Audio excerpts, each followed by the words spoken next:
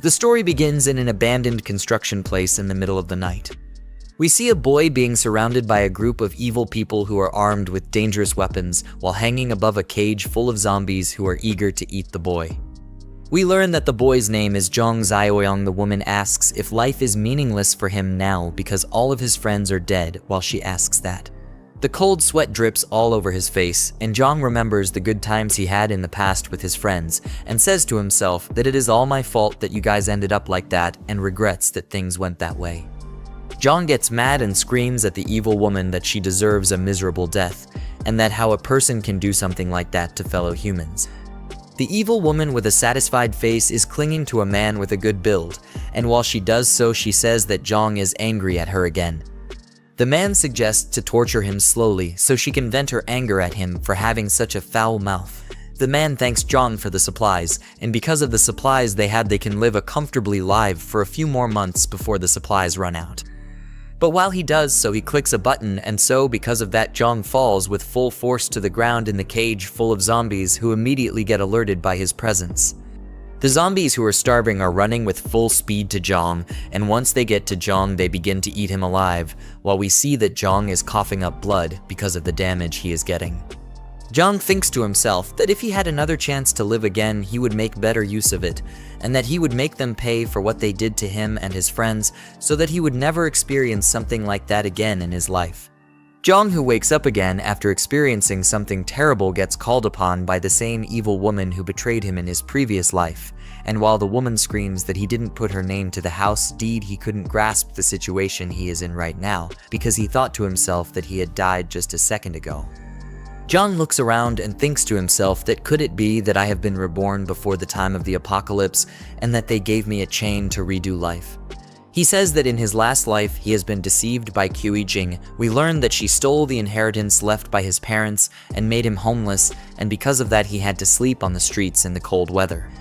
We also learn that later that time, a global catastrophe occurred, so because of that, most people were turned into zombies and plunging the world into chaos.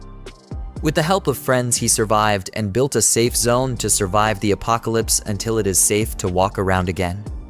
But he couldn't have known that the deceitful Jiang pretended to be a desperate person seeking his refuge and sympathy. In the end, she betrayed him and let the enemy inside to destroy him and his friends. We move back to his house where Jiang is screaming at him while saying 400,000 yuan and not a penny less. Jiang, with a serious face expression, stays silent while looking at her. The evil woman gets angry and asks if he heard her. Jiang thinks to himself that he cannot act impulsively now, so he needs to wait when it is the right moment. The evil woman says that she will give him a week time for him to make everything right, but Jiang cuts her off and says, "Fine, I got it," so she needs to go while pushing her to the door. This shocked the evil woman a bit and thinks to herself that when did Jiang become so assertive, and asks if he wasn't her lackey before. Jiang closes the door and turns around. But while he does so, he looks at the clock and thinks to himself that he must prepare for the impending apocalypse that is going to happen in a month's time, because if he doesn't, the same will happen like last time. Jiang gets shocked, and we see a system alert saying the apocalypse system is now active. We also see several system missions saying own a piece of land to get 10 points as system rewards for completing the mission. Jiang asks in a surprised tone what those points can be used for once he completes a mission and how he will be able to use them.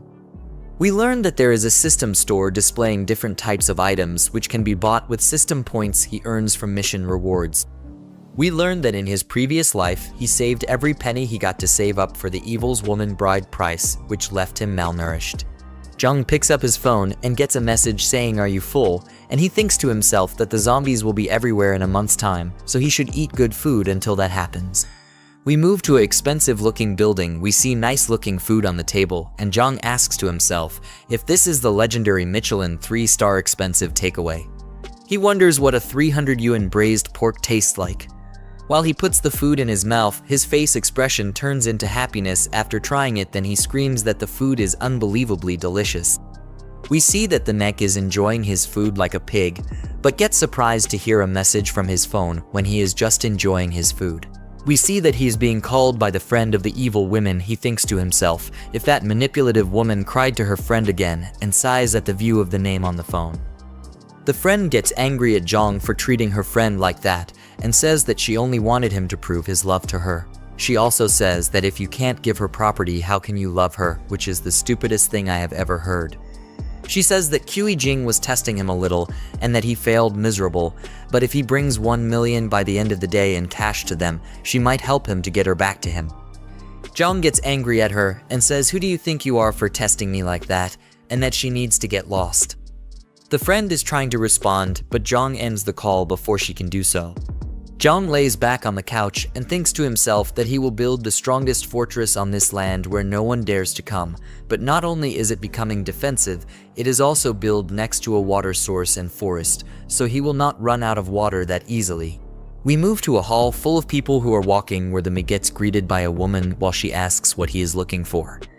The Mig tries to respond to the woman, but gets cut off by a man who we learn is the real estate manager of this place. The real estate manager asks the woman to help the others move boxes in the back because they have a lot of toilet paper that needs to be dealt with. The woman tries to respond to her boss, but gets cut off before she could do so. The real estate manager asks if she has forgotten who taught her everything in this field of work, and with an angry tone sends her to the back to help. The manager turns around and says to the Mick that a broke loser in cheap clothes can't even afford a toilet, let alone a house to live in. The Mick, his face expression turns dark and gets angry, so he asks the real estate manager if he is looking down on people or if he is just an evil person. The real estate manager says that he looks down on dogs like him, and he further says that if the Mick can afford a toilet, he will live stream himself eating shit. Jiang says to the real estate manager that he will find some fresh, hot, steaming ones for him later to eat on stream. Jiang comes back to business and tells the lady worker that he is not here to buy a house, but to buy land for himself, saying this with a confident face. The real estate manager and the lady worker can't believe their eyes when Jiang pulls out a black pay card, and cold sweat drips from their faces. Every customer in the building is shocked beyond belief, so they are asking what Jiang means by buying land and if he knows how much money it will take to purchase a piece of land. Another customer explains that he has never seen anyone buy land so easily. They exclaim that Jiang must be a wealthy person to buy such expensive land. The lady worker still cannot believe her eyes and asks Jiang to please follow her because she will give him the best detailed introduction available. While they are walking away, the real estate manager, with an annoyed expression, says that everyone knows how to brag, but he is not capable of paying for such expensive land. Jiang takes a seat on a chair provided by the lady worker, who further explains that these are the land pieces they currently have available, so Jiang needs to look carefully at which piece of land he wishes to buy. Jiang explains that there is no need to do so and that he will just explain what kind of requirements he needs for his land. After that, she will need to look for the land that fits his requirements. Jiang further explains his requirements, such as proximity to mountains and water, so he has a water source. He also specifies that it needs to have convenient transportation and should have large buildings on top of it. The lady worker thinks hard before she answers, but is interrupted by the real estate manager, who adds that there is a piece of land in the East District that fits Jiang's requirements. The lady worker asks in a surprised tone why he suggests the East District, as there are still unfinished factory projects there and they cannot sell such land to a client. The real estate manager becomes angry and says that this broke loser's requirements are outrageous and that he is not here to buy an expensive piece of land, but to cause trouble for them. Jiang is surprised to hear that there is a piece of land that fits his requirements and asks the lady worker for confirmation. She responds positively but further explains that there are still unfinished factory projects because the construction team leader ran off, and there is no one to finish the work in time. Jiang thinks to himself that it is a great location because it fits all of his requirements. He further says that if he puts up barbed wire, it will be easy to defend, and the unfinished factories will also save him a lot of money. Jiang tells the lady worker that he will take that piece of land and would like to make a contract now so he can pay right away. The lady worker takes the papers back from Jiang and says in a scared tone that they are sorry for offering something like that. However, after she hears his response, she gets a shocked expression on her face and asks Jiang if he really plans to buy land with unfinished projects. Jiang confirms that he does and says that someone is waiting to eat some fresh poop later, so they should hurry with the contract and down payment, while the real estate manager is sweating cold drops of sweat. A while later, we see the real estate manager holding a receipt and saying that it is impossible. He further says with a dumbfounded face that he really paid a $300,000 down payment and questions how someone can buy such expensive land with unfinished projects on it. Jiang explains to the real estate manager, who still cannot believe his eyes, that he made the down payment and that it is up to him to perform in front of the camera, so he should at least enjoy it. Having had enough, Jiang walks away, while other customers tell the real estate manager that they have turned on the live stream, so he needs to hurry up. Another customer adds that his stomach doesn't feel good, but promises that it will be fresh for him. Jiang thinks to himself that he has spent all the bride money on buying that piece of land, but now he needs to figure out how to get money to stockpile supplies for himself. As Jiang ponders, a fat man walks past him and wonders if that was indeed Jiang. The fat man continues to his destination, but is surprised to see the real estate manager being forced to eat poop after making a deal with Jiang. The real estate manager, in a state of shock, protests that he doesn't want to eat poop, but the people ignore him and keep putting the poop in his mouth. The fat man, now angry, exclaims about what the hell is happening in his absence. We then move to the evil woman, who is meticulously doing her nails. She receives a call from the fat man and answers, greeting him and asking if he remembers her. The fat man cuts her off, asking if she knew that Jiang went to the real estate company to buy an expensive piece of land. The evil woman gets upset and asks how a broke loser like Jiang could afford something so costly. The fat man explains that it was a $300,000 down payment, so he must have used the bride money. The evil woman becomes even more upset, fuming about how Jiang could use her money, but the fat man calms her down and tells her she needs to figure out what's going on with him. The evil woman says that she will expose Jiang online for using her money, and for doing so behind her back. We then return to Jiang, who thinks to himself that buying supplies and building a base requires a lot of money, and he doesn't know where he can get such an amount when he's broke. Suddenly, there's a loud bang on the door, which surprises Jiang. It turns out to be the evil woman with her friend. Jiang asks what they are doing there, but the evil woman cuts him off, accusing him of spending her money behind her back. Jiang is dumbfounded and asks what she means, but the evil woman insists that she knows everything, including how he used her bride money to buy a piece of land, and since it was her money, the land now belongs to her. Jiang becomes angry and asks if she has suddenly gone crazy. He explains that he has plenty of money while slapping her with a stack of cash. As the evil woman looks on in disbelief, Jiang makes it clear that he will never give her anything and asks if he's dumb for knowing that she has been having an affair with the fat man for a long time. The evil woman begins to sweat coldly, wondering how Jiang found out about the affair. Her friend jumps in, saying that it's just a misunderstanding between a couple and that they need to take it easy. Jiang interrupts, stating that there is no misunderstanding and that a cheating woman like her is not his girlfriend.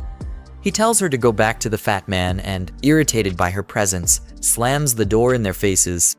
The evil woman, left outside, thinks to herself about how Jiang knows about the affair since they were very discreet when booking rooms. The evil woman and her friend start to leave, but the friend stops her and asks if Jiang told the truth about her affair with the fat man and why she didn't mention it before they confronted Jiang. The evil woman uses the excuse that they only booked a room a few times. The friend, concerned about how everything has spiraled out of control, suggests that they should go back and come up with a plan to handle Jiang. The evil woman agrees, saying that it is the only thing they can do at the moment. However, the friend thinks to herself that since the evil woman messed up with Jiang, she now has a chance to claim Jiang for herself.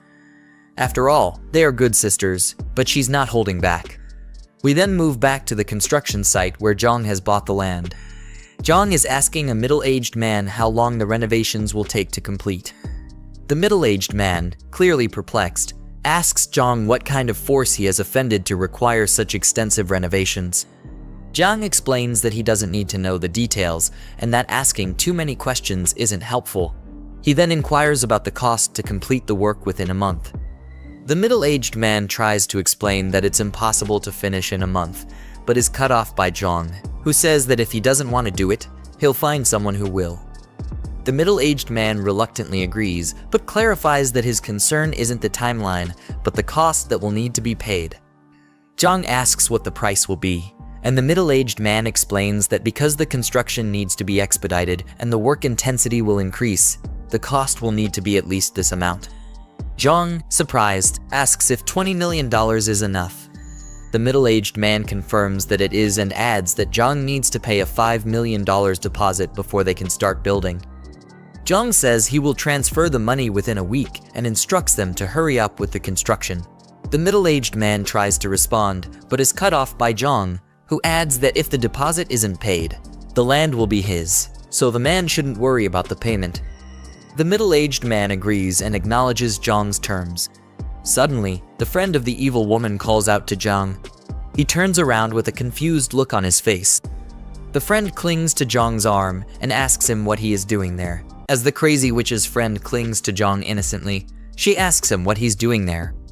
Jiang looks down at her in anger and remembers that she was the one who persuaded the crazy woman to swindle him out of his family's property in his past life. He swore to pay her back twice the misery he suffered, with his face still filled with rage. The friend, on the other hand, was still asking what he was doing there while trying to act like a good girl. She asked him if this was the land he bought and complimented the scenery, calling it a very nice place. She then asked if he planned to build there, while desperately squeezing her melons against his arms. Jiang pushed her away and told her that whatever he was building had nothing to do with her. The girl was completely shocked at his actions. She didn't think a pathetic loser would have the mind to push away a hot chick like her. She asked herself what was going on and didn't understand why Jiang was acting so weird that day. In a normal circumstance, just touching her hand would make him blush and his heart race. But now he was completely irritated by her presence. Even after deliberately caressing his hands, he still had no reaction towards her. While she was angry and nervous, Jiang went ahead to talk with the construction workers and told them that the gates needed to be expanded. The crazy girl's friend called out to him, but he just ignored her like a piece of garbage. Since he had broken up with Jiang, the friend didn't want to miss the opportunity to take Jiang for herself. She saw it as a golden opportunity for the land to be hers. She gritted her teeth and clutched her hand in desperation as she thought about how to make things work in her favor. Back at Jiang's home, he sat down on his couch with the documents of his newly bought land laid out on the table. He said that he had pledged the house to the bank, but it only got him $3 million, which wasn't nearly enough for the first phase of the construction. He needed to figure out how to get more money into his broke pockets. With a serious look on his face, he thought that since the apocalypse was coming soon, it wouldn't matter if he sold the house multiple times, and then concluded that he would do just that. Suddenly, he heard loud bangs at his door and a voice yelling at him to open it. As he walked to open the door, he said the voice belonged to his downstairs neighbor, Grandpa Lai. The old, rickety man was a nuisance who had some money, and he owned the first and second floors of the building where Jiang lived. Lai also wanted to buy Jiang's third floor, but the house was meant to be his matrimonial home, which was why he didn't want to sell it. As Jiang grabbed the door handle, he said that the old man was always causing a ruckus, splashing paint, dumping garbage, placing funeral wreaths, and jamming the locks. He opened the door, and Grandpa Lai immediately accused him of going clubbing the previous night. Jiang yelled back at the man and asked if he was done with his silly theatrics. He told the man that he went to bed before 10 last night, so there was no way he could have gone clubbing.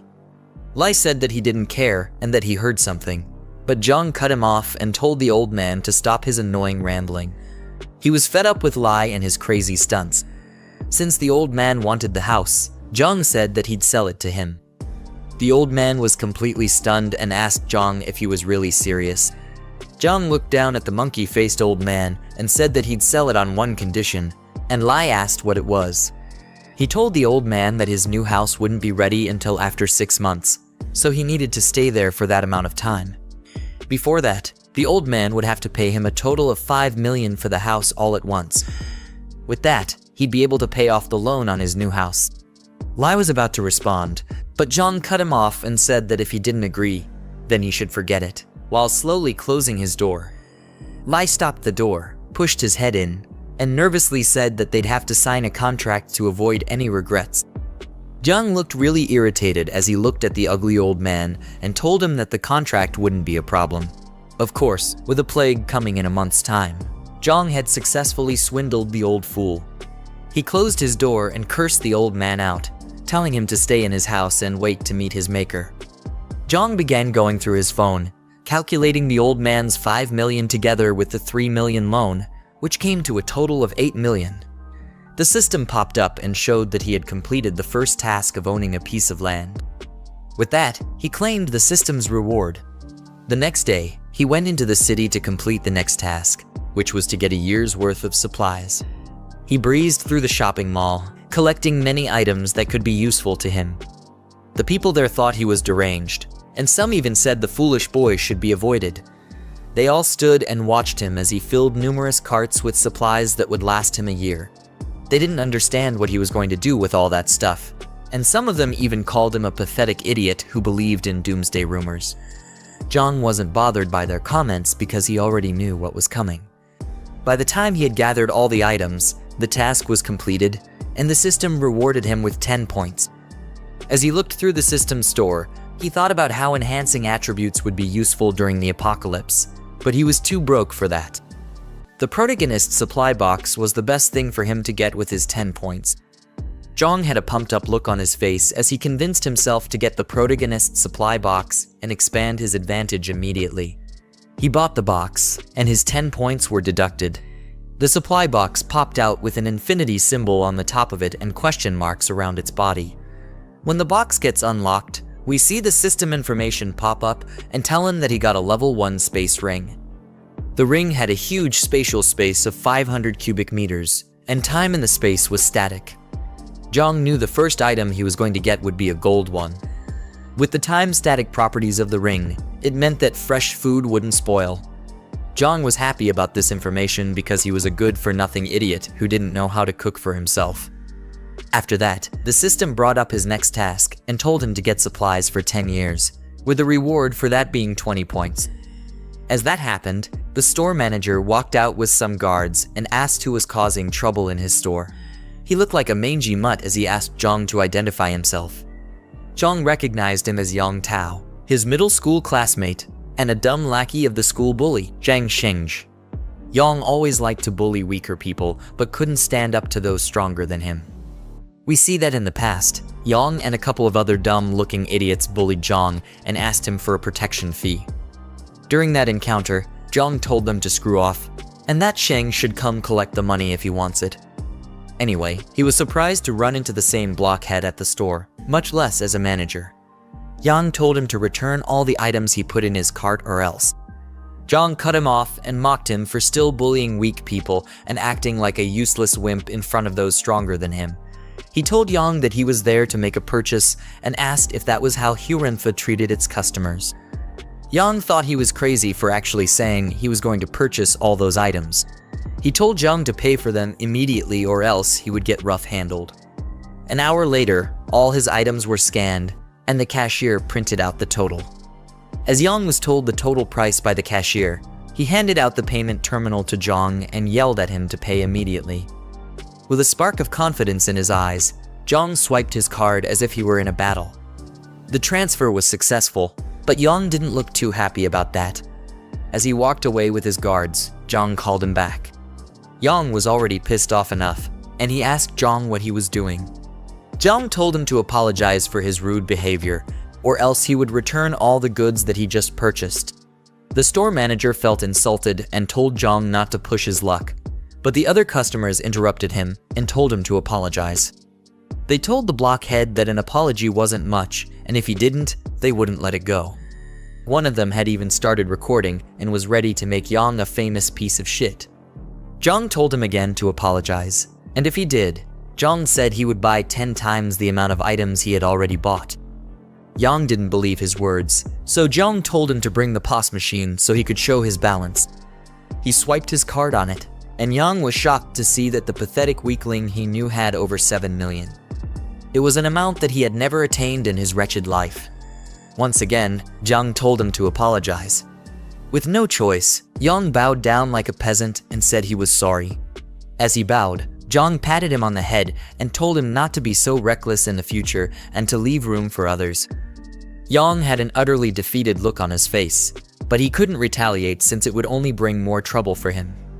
He asked Jiang what he was doing with all the things he bought, and the mix said he was planning a big venture. Jiang told him that the supermarket's inventory wouldn't be enough for his venture and that he needed a wholesaler. Jiang turned back his head and asked Jiang if he knew some wholesalers since he worked at the store. Surprisingly, the wholesaler he knew was Sheng, the dumb bully who always extorted Jiang in school.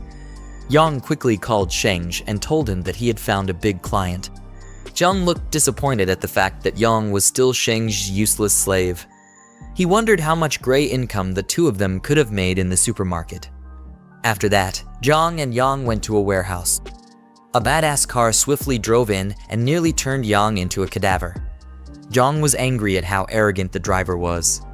The driver, Sheng, stepped out of the car, smoking a cigarette and puffing the smoke clouds in the air. Jiang introduced him to Jiang and asked if he remembered him from their high school days. Sheng proved that all the smoke had clogged up his ears as he made Jiang repeat himself. He finally said that he remembered who Jiang was and blew smoke on his face. He referred to Jiang as the guy with a bit of a backbone. He tugged at Jiang's hoodie drawstring and called it a fake designer brand. Sheng said he hated people like him who pretended to be rich when they weren't. Jiang replied by saying that he didn't know if it was a designer brand and that he just bought it from a random store. Sheng grabbed Jiang's head and yelled at him for bringing such a useless guy as a client. He told Jiang that his time was wasted with Jiang's presence and kicked him in the butt. Jiang tried to explain that his client was a really big one, but Sheng didn't believe the idiot's words. He said that he could tell who was rich, and he wasn't because he had been in the business for many years. But it was obvious that his brain and eyes were also clogged up from his rubbish cigarettes. Jiang felt his aura wasn't working and said that he couldn't intimidate illiterates like Sheng, who looked down on people. Sheng arrogantly grabbed him by the collar and told him to repeat what he just said. But Jiang wasn't fazed by the fool. Jiang repeated himself and said that he looked down on people, but Sheng focused on the part where he was called illiterate. Jiang took it that he didn't mind being told that he looked down on people. Jiang then tried to calm down the situation and said that Sheng's sore spot was when people called him illiterate because he really was one, and he hated being called that the most. Sheng kicked him to the side like a trash can and told him to shut up since he could talk so well. Then he threatened Jiang by saying that he wouldn't leave there standing if he didn't buy a truckload of goods. Jiang whipped out his phone and told the dumb bully to stop tugging on his collar and show him the account he was going to pay to. Seconds later, he wired $1 million to Sheng, who was surprised to see such an amount of money. He looked completely baffled as he read the transfer details on his phone. Jiang let him know that there was no other reason for him to be there. He said he was going to buy $5 million worth of goods. Then he told Sheng to load up the truck with the rest, and he would pay the balance when the goods were ready. Sheng asked him what kind of goods he wanted, and he replied, saying it was rice, salt, and basically anything that was edible or drinkable. He wanted it all. Then Sheng, with a sly smile on his face, told Jiang to follow him. Unknown to Jiang, Sheng planned to give him a batch of food that was nearly expired. They went into the warehouse, where it was filled with barrels and crates of different kinds of supplies. Sheng offered to give him a 10% discount if he took the whole batch. He was going to stoop to any level to get the goods off his hands. Jiang told him it would depend on the quality of the goods as he walked towards the crates. He got to one of the crates, picked up a brown bag, and began to analyze the item. Looking closely at it, he told Sheng that everything was nearly expired, except for the outermost layer. Jiang called him a shrewd man for trying to set him up like that. Sheng was surprised that he was able to figure it out. Caught between a rock and a hard place, he then offered Jiang a 50% discount. Jiang told him that there was no need because he was only using the $5 million to buy the best quality goods. He then said that he had other plans for the expired goods, and Sheng wondered what this crazy guy was talking about. Jiang was going to take the nearly expired goods at the 50% discount, but the payment would arrive a month later. Sheng asked what would happen if the goods expired and he didn't get his payment, but Jiang assured him that he would mortgage his house to him if that happened. Sheng was still curious as to why someone would buy that many nearly expired goods. He asked Jiang what his channel was, to which Jiang replied that the channel was himself. Jiang told him that even expired goods would be worth a fortune in a few days, as he tapped Sheng's shoulder. A cold sweat ran down Sheng's face, and he looked like he had already shit on himself. With a shaky voice, he asked Jiang what he meant. But Jiang told him to stop asking questions and just deliver the goods, and that he would send him the address later. Jiang suddenly got a call, and the voice over the phone asked if he was selling his second-hand house. As he left to take the call, he told Sheng that he had other matters to attend to and that he should take care of the food. He then walked out of the warehouse. Yang, who had been a complete nuisance, asked Sheng if he had scammed him. But Sheng wondered how Jiang was doing so well since his family was short of anything special. Jiang got back home and met Grandpa Lai, who gave him a bag full of money as a deposit. The old man accepted his condition to leave the house in 3 months and asked to sign the contract immediately. Jiang just looked at the old fool and said that he didn't even inspect the house before making a deposit. He was puzzled as to why Lai was so desperate to get the house and asked the old man why he was in such a hurry. Lai, with a sad look on his face, told Jiang that his granddaughter needed to transfer schools, so they urgently needed the house for residency. He had been looking around the area, but only Jiang's house was up for sale, and he begged Jiang not to back out of their deal. Jiang called out the silly man's honesty and asked if he wasn't afraid that he would raise the price after hearing what he just said. Grandpa Lai was shocked at Jiang's words, and he looked like he could have had a heart attack at any moment. He told Jiang that buying the house would cost him their entire family's savings, but Jiang assured him that he wasn't going to back out. After that, they signed the contract, and Lai was relieved that his granddaughter wouldn't have to sleep in the streets like a gutter rat. He bowed like a peasant before leaving and left Jiang to attend to more important matters. As he left, Jiang thought the old man's kind and honest traits would be his doom during the apocalypse. He quickly stopped the man for a second and asked for Lai to give him the address of where he currently lived. The next day, Jiang returned to the construction site to see how his new place was coming along. As he got there, the construction manager asked for the second batch of funds like a hungry ingrate, but Jiang told him that he would transfer the funds soon. The construction manager showed him around the place as they walked inside the building and said that it was between 70 and 80% complete. They stood under the reinforced doors and walls, and he assured Jiang that they were absolutely safe. Jiang asked about the warehouse and was told that it had already been cleaned up and was ready to be used. With that information, he called Sheng with a happy look on his face and told the dumb bully to bring the goods. Moments later, workers began to fill up the warehouse with boxes of supplies. They happily did their work because their boss was paying each person a lot of money. They were a bunch of broke fools, and they needed some way to sustain themselves in their miserable lives, which was about to be cut short by the apocalypse. They commented on how the place looked like a shelter and said that rich people really valued their lives. Jiang directed them and told them to make sure that the perishable goods were stored separately. After a work-filled day, the underpaid interns started leaving the warehouse when night came. As they left, Jiang stood in front of his tower of supplies and was happy to be done with that task. The system showed that he completed the task of acquiring 10 years' worth of supplies and rewarded him with 20 points. As Jiang looked through the system's store, he noticed that there was a new box item there. It was a box that would give him an awakening ability. Jiang was happy at the fact that he would be able to gain abilities before the dawn of the apocalypse since he was a good-for-nothing weakling. He quickly purchased the box, and it gave him the ability known as the Mind's Eye. It would help to detect if another party was hostile or had harmful intentions.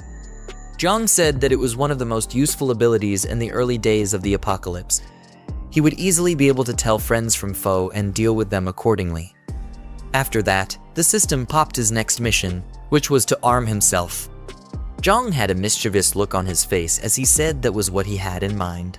It was nighttime at the market, and all sorts of vendors and customers could be seen prancing about, looking for the next best rare item to purchase. For a bunch of fools who were clueless about the apocalypse, everyone there seemed to be eager to get something important. Jiang walked through the streets of the market as he listened to the idle chatter of everyone around. Customers were trying to determine if items were real or fake, and the vendors were tired of dealing with annoying idiots. They all had stern looks on their faces, as if they were all trying not to be intimidated. Jiang's attention was caught by someone who was trying to haggle like a thief. The customer wanted an item for $300, but the vendor couldn't believe the sheer stupidity and asked who did business like that. When he turned back, he saw that the idiotic customer was none other than Lai Shuxing. The fat piece of shit was trying to bring the price of an item from 2,000 to 300. He threatened to leave if the vendor wasn't going to sell it to him at that price. The vendor, trying his best not to punch the idiotic fool in the throat, was trying to calm things down so that they could come to an agreeable price. Eventually, he agreed to sell it to Shuxing at that ridiculous price, just to get him to stop yelling. One of the random people on the streets looked at the vendor as if he were a complete noob who had no spine to stand his ground. Jiang was curious as to why Shuxing was buying fake bracelets on the black market.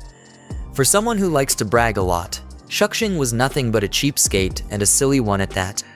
He called his crazy ex-girlfriend, Kiwi Jing, a fool for falling for a scam. The way he stared at Shuxing showed that he was irritated by the guy's presence. He went back to looking for more items and saw a display of fine swords and machetes. Each blade looked like it could take anyone's head off with ease, but it wasn't just him who stared at the blades with such intent. There were other people passing by who seemed to like slicing and dicing things. Jiang smiled and was happy that he found what he was looking for. He met with the vendor and began examining the blades. With the way he held one of the blades, you'd think this nincompoop actually had experience as a swordsman. Jiang asked the vendor if he had any hard stuff there, and by hard stuff, I'm pretty sure he wasn't talking about their sausages. Anyway, the vendor didn't want to waste time with a loser like Jiang, so he showed the knife sharpener to him and told him to get to work if he wanted something hard. The vendor said that he could also buy a baton if he was too lazy to sharpen the blade himself. Jiang, with a mean look on his face, still insisted that it wasn't hard enough and he needed something harder. Yeah, this whole conversation was getting really sus. The vendor felt annoyed by Jiang's words and questioned if he was there to cause trouble. He had a camouflage jacket on, which gave the impression that he was a veteran who was skilled in taking care of wastes like Jiang. His facial expression changed when he suddenly got a credit alert on his phone. Jiang had transferred a substantial amount of money to the vendor, and this calmed him down. The vendor was shocked to see how much an ugly kid sent to him, and he couldn't believe it. Jiang, with a happy expression, showed that it was he who transferred the money and told the vendor to pipe down. He was serious about getting something hard to satisfy himself. You know what I mean? After that, the vendor told his assistant, Xiaoxiang, to watch the stall, while he directed Jiang to somewhere private where he could get the hard stuff he'd been craving. He said that talking outside was inconvenient and pointed the way to Jiang. Rather than a warehouse, they went to what looked like a casual person's home. I guess he was serious about giving Jiang that hard stuff. I'm just joking.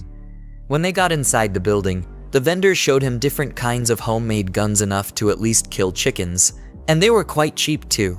The ammo and gunpowder were also cheap, but Jiang said it still wasn't good enough for him. At this point, the vendor thought Jiang was just an annoying crackhead. The look on his face said he was tired of dealing with such an annoying customer. He then showed Jiang a replica revolver, and its performance was almost the same as an active-duty handgun.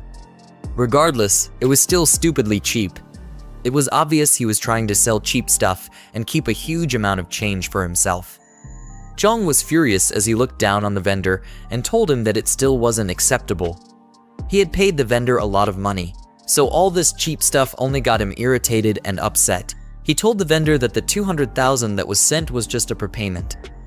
The vendor thought this sick kid had lost his mind, but Jiang, with a stone look on his face, said he was buying weapons worth 2 million. What kind of apocalypse could this loser possibly be preparing for? The vendor had to ask what he did for a living because no normal person would come to purchase that much heavy weaponry. He was probably scared for his meager life as well and didn't want to get on Jiang's bad side. Jiang basically threw his question aside, saying that it was his subordinates who usually handled trivial matters and the vendor didn't need to ask many questions. Seeing how serious Jiang was, the vendor went to lock the doors and close the windows to make sure no one could see or hear them. Luckily, Jiang didn't get defiled after that. The vendor told him that he had come to the right person. He whispered to Jiang that he would give him an address and also told him to write a list. Jiang was to go to the location the day after tomorrow at midnight to complete the transaction, and he was meant to bring cash. As he left the building, he heard the fat fool, Shuxing, calling his name. Just the sound of the idiot's voice made Jiang look like he was going to throw up.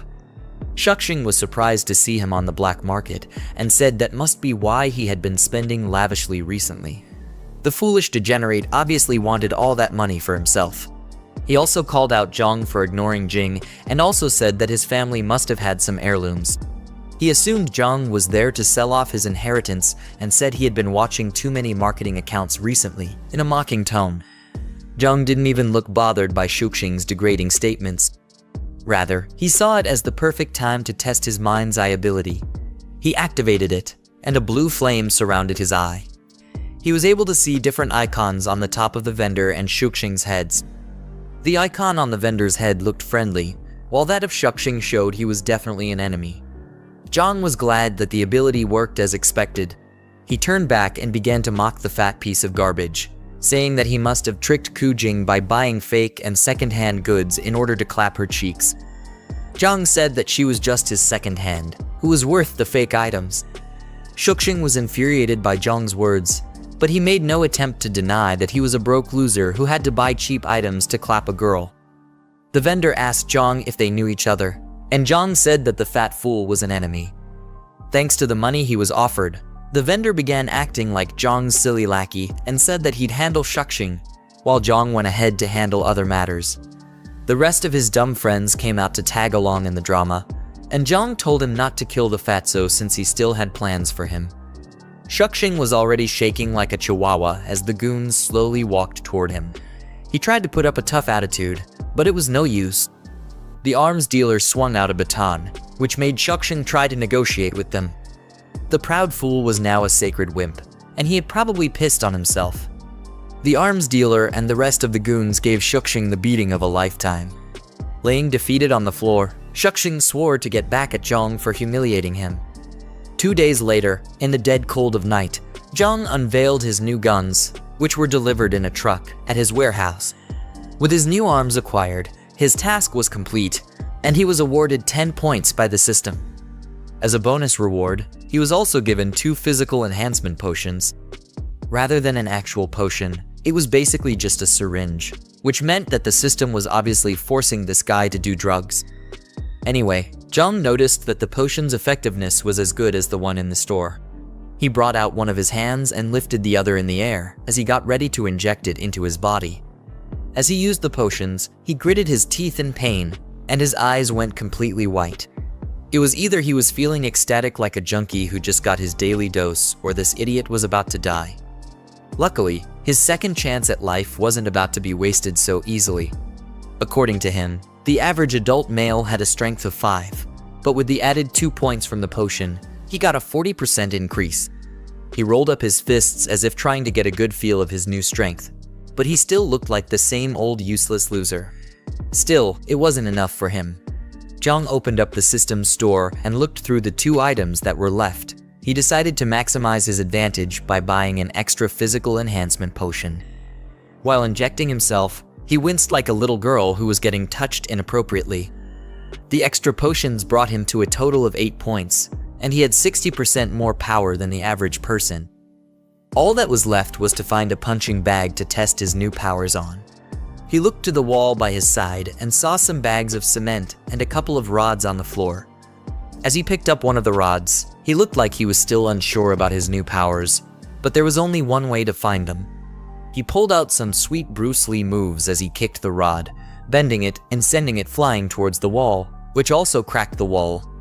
With his new strength, Jiang felt like a big bad boss who was not to be messed with in any way. He was sure that he would be able to easily handle early-stage zombies when they showed up. After that, he decided to store the guns in the space ring since they wouldn't take up much space there. The weapon crates shrunk and flew into the ring as if they were being sucked in by a black hole. The day after tomorrow was going to be the first day of the apocalypse, so Jiang was trying to make sure that there was nothing else he had to do. Flashing through his mind was the memory of Grandpa Lai, telling him about his granddaughter and how they needed his house for residency. Jiang felt stupid that he couldn't completely ignore the old man's unfortunate situation, even after suffering at the hands of human treachery. He decided to send the man some essential supplies for the apocalypse, but it was up to the old fool to survive or become a tombstone. Jiang said it was going to be his repayment to the old man for funding his apocalypse plan. The next day, a black car pulled into what looked like an abandoned neighborhood. Jiang stepped out of the car and said that whoever was going to look for this filthy slum definitely needed some kind of GPS. He had to walk all the way to the top floor where Grandpa Lai was staying so that he could deliver the supplies. From the looks of it, the old man was a broke fool, and Jiang said he had a screw loose in his head for living in such a cheap place. Before knocking on the door, he remembered to take out the supplies from the space ring first, so he wouldn't have to get into a long explanation with the old man. After setting out all the boxes, he knocked on the door, and Lai crawled with his rickety legs to open it. As he opened the door, he already started saying that he would pay his rent by next Monday, but he had no idea who he was talking to at first. It was obvious that there were barely any working brain cells left in the man's head. Seconds later, his eyes sparked open, and he recognized that the person in front of him was Jiang. He was even more surprised to see the huge number of boxes that surrounded Jiang. It's as if his eyes finally started working well, and he asked Jiang what all the boxes were for. Jiang said he'd explain later and asked the man to help move all the boxes into his home. They had to be discreet about it so that the nosy neighbors wouldn't think they were doing something illegal. Jiang ended up doing most of the moving because the old man was an incompetent piece of garbage.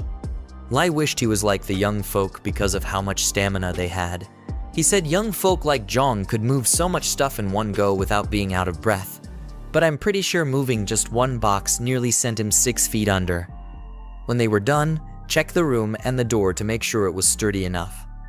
While he was still looking around, he told Lai to listen well to what he was about to say. The old man's eyes and memory were barely working well. He was definitely expecting too much if thought that Lai's ears would be working normally. Jiang told Lai that he should use the supplies wisely and that they would last him for half a year. Then a picture caught his attention, while the old man was telling Jiang to keep the supplies in his room because they would be moving in soon. Jiang didn't even pay any attention to the old man's words. He had given him the supplies, so if the old man wanted to continue being a fool, Jiang wasn't going to be bothered. The photo that caught his attention showed Grandpa Lai and a very beautiful, brown-haired young lady. He immediately recognized the pretty girl as Shanshan, probably one of the girls he had clapped in his previous life. Jiang didn't think she'd be the crazy old man's granddaughter. He asked Lai if his granddaughter was named Meng Shanshan, and Lai was surprised that he knew who his granddaughter was.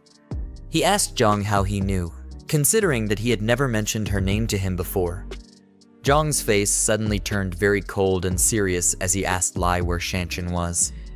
Now that his hot chick was in the picture, he couldn't possibly abandon her and her grandfather.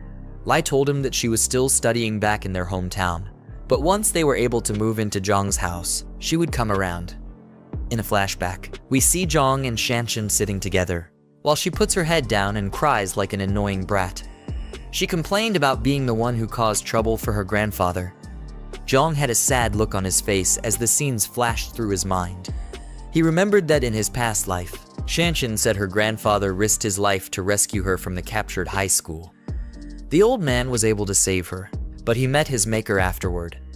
With that in mind, Jiang swore to make it up to her so the same events wouldn't be repeated. He was determined to survive and make babies with her this time around. He told Grandpa Lai that he couldn't move houses anymore. Lai had a shocked expression and probably thought that Jiang had completely lost his mind. He thought Jiang was going to change his mind and begged the boy to reconsider his decision. But Jiang told him that the world was going to fall into ruin the next day and humans were going to be plunged into a cesspit of suffering. The house and his granddaughter's school status weren't going to matter in the face of all this. The old man was confused by Jiang's words. He had a perplexed look on his face, thinking that Jiang was probably the one with dead brain cells. Either that or the boy was mentally disturbed. Jiang told him to guide them to the school where Shanshan was so that they could pick her up, and he would have a new place arranged for them. The only expression that ran through Lai's face was confusion and fear. He told Jiang that he sounded like a deranged idiot, and that he had no idea what Jiang was talking about. This wasn't making things easy for Jiang. He needed to look for a way to explain things to the stupid old man, but he was too old to understand anything, and they were running out of time. He had a very worried expression on his face as he thought about how to handle this. He began to explain the concept of hunger to the old man, something the broke fool should have been quite experienced with. Jiang explained how miserable and terrible the people in the famine era would be. Grandpa Lai didn't understand how such a tragedy could befall those in such a peaceful and prosperous world. He didn't believe such a thing would be possible in their time. With no other choice, Jiang pulled out his ring and sucked all the supplies back into the spatial dimension. The old man was frightened as this happened, and he didn't even know what to say. In the blink of an eye, all the items were gone from the room.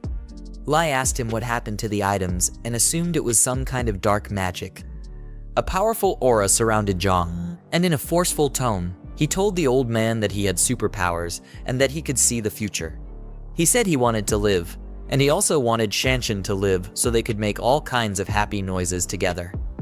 Then he stated that from then onwards, everything was going to be done according to his words, and Lai would not be able to defy him. He demanded to be told where Shanshan's school was because there was barely any time left. They left the house and got into Jiang's car, but Lai was still looking at him as if he were an insane villain. They sped through the streets and quickly arrived at the school. Jiang asked the old man if he knew Shanshan's class and dormitory. Luckily, the old man knew, which made him quite useful. I can't imagine the horrors Jiang would have put him through if he decided to be incompetent. They hurried to wherever she was, with the clock ticking away fast. Meanwhile, in the middle of the school, we see a bunch of delinquents harassing a girl for some silly reason. The girl who was being harassed was Shanshan, and she was getting whooped by some illiterate bullies because they were jealous that a guy liked her. Rather than trying to get some good riz skills so the guy could notice them, they decided to take it out on the poor girl. Shanshan was looking bruised up, and she tried to explain that the guy, Zheng Xiaochen, was the one who liked her, and it was all one-sided. Sadly, the stupid bullies were too dumb to understand, and they thought she was just making excuses. They kicked her and pulled her hair to make up for their low self-esteem. They didn't believe that Xia Cheng was the one desperately trying to get into Shanshan's pants, and they felt she was silly for mocking him. Shanshan made some happy noises as her hair got pulled. I guess that's the kind of thing she was into. A voice called out to the stupid bullies and asked them what they were doing, but the girls looked unimpressed by whoever showed up. Luckily for Shanshan, it was Jiang and her grandfather who came to save her. One of the bullies recognized Lai as the useless grandfather. Shanshan was surprised to see her grandfather and asked why he was at her school. You'd think she'd be grateful to him for coming to save her pathetic butt.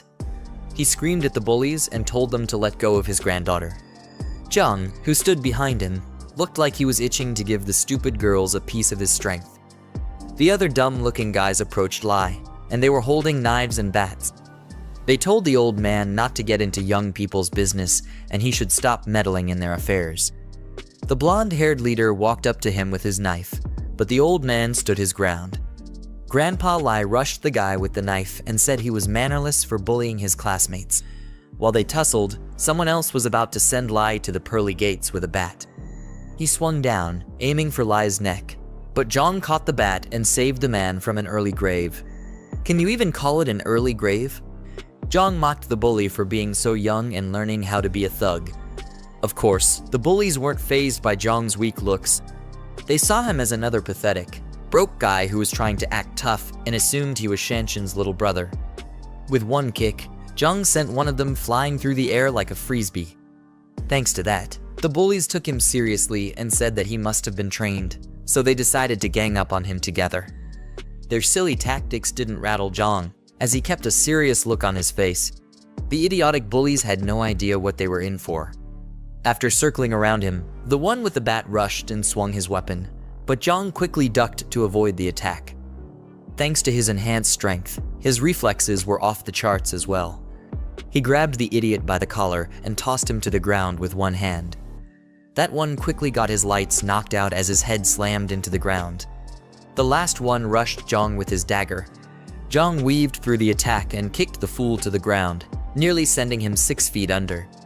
After he was done dealing with them, the girls started shaking in fear and asked him what he was going to do with them. They thought they were about to get defiled, but their milk jugs just weren't Jiang's type.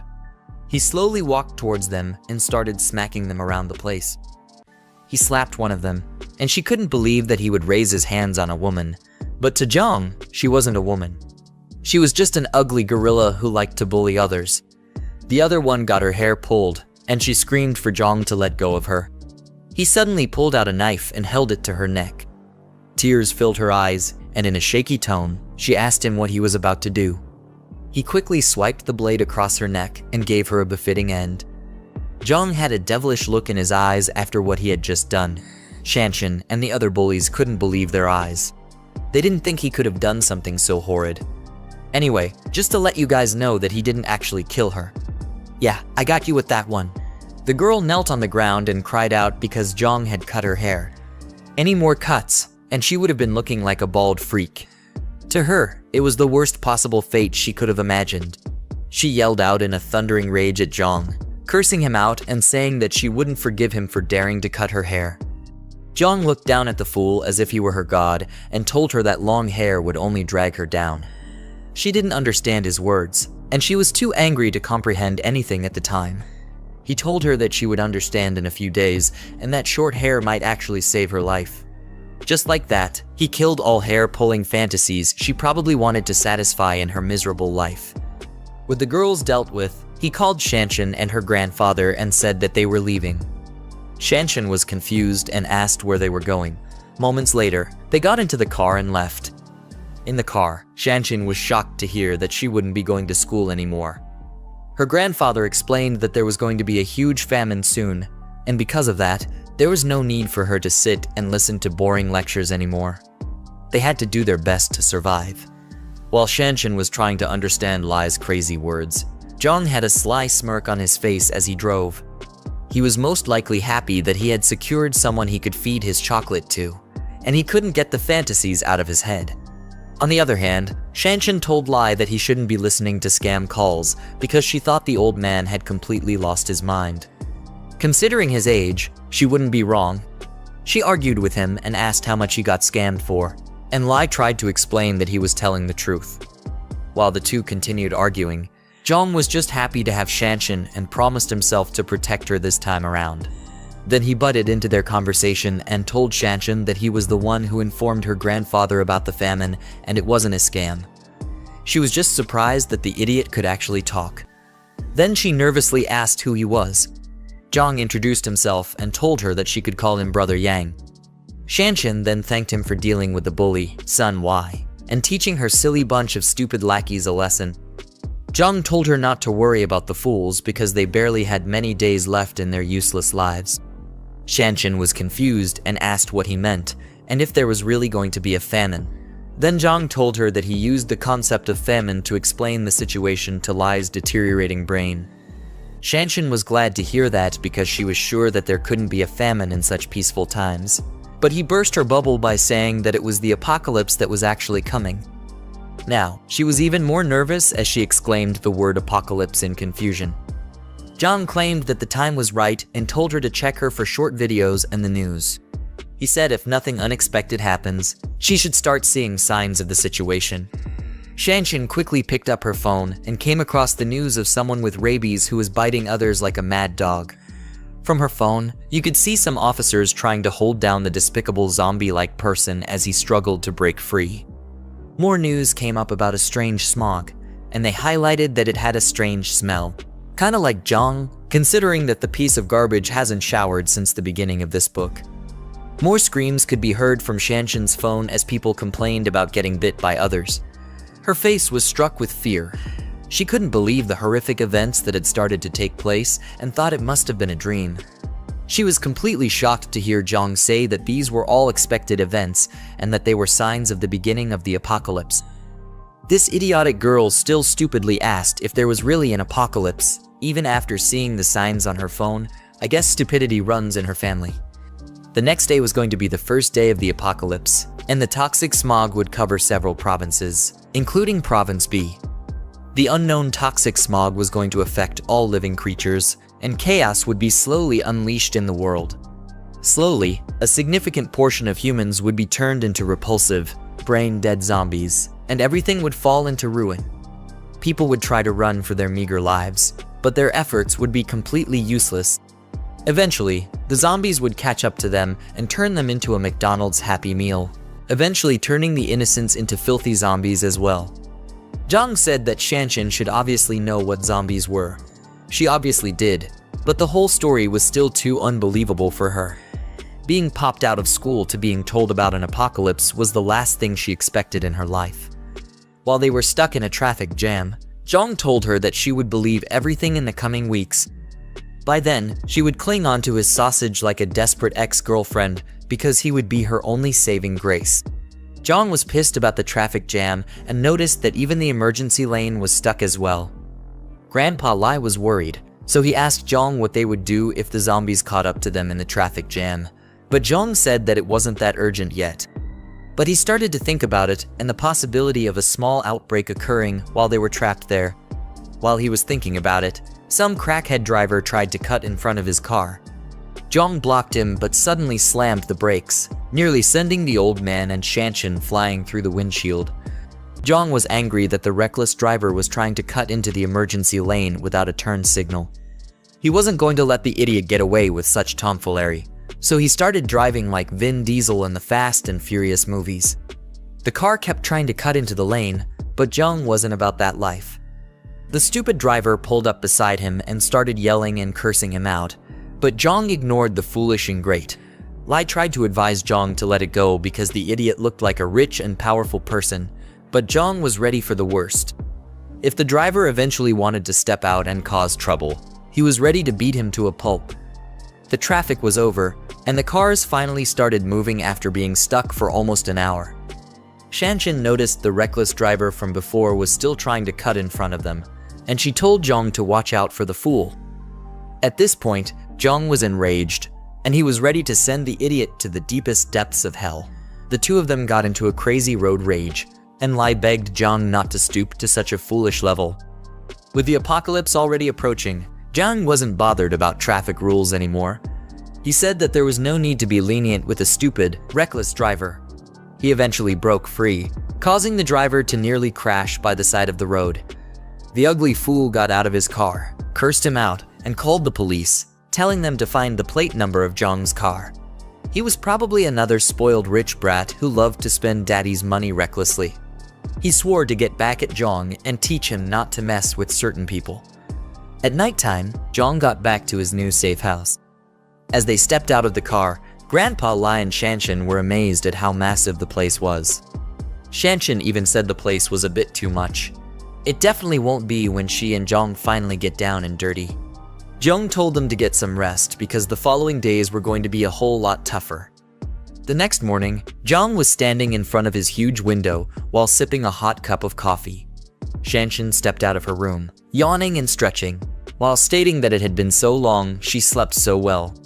She finally didn't have to wake up like she was at a boot camp and get ready for morning classes. Jiang looked glad that she was able to rest well.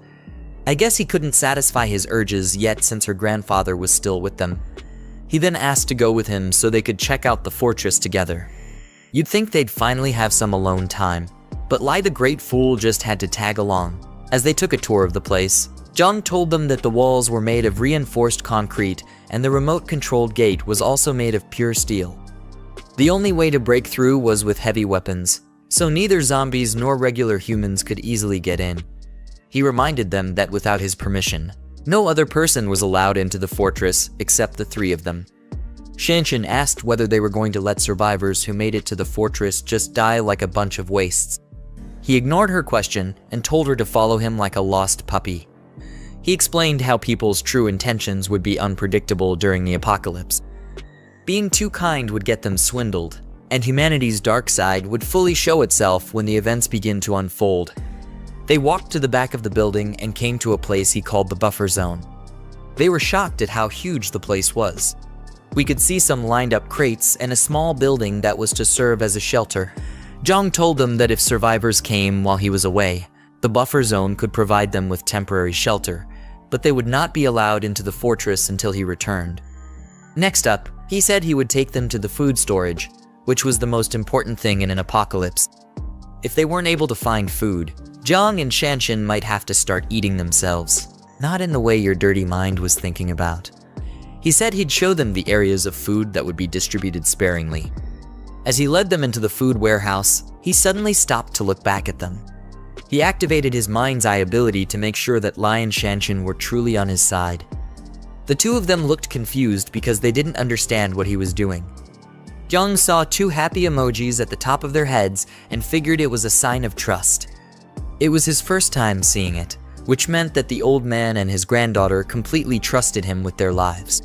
Jiang brought out a weapon crate from his ring and told them that weapons were the most important thing during an apocalypse. Isn't it supposed to be food? Anyway, he told them to make sure to keep it under their control and not let it fall into enemy hands.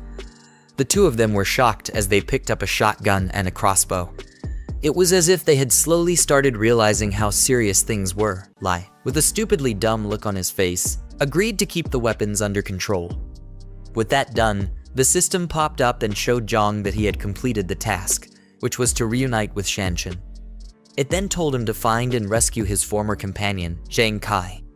Jiang was shocked to see that the system was trying to bring him and his comrades back together.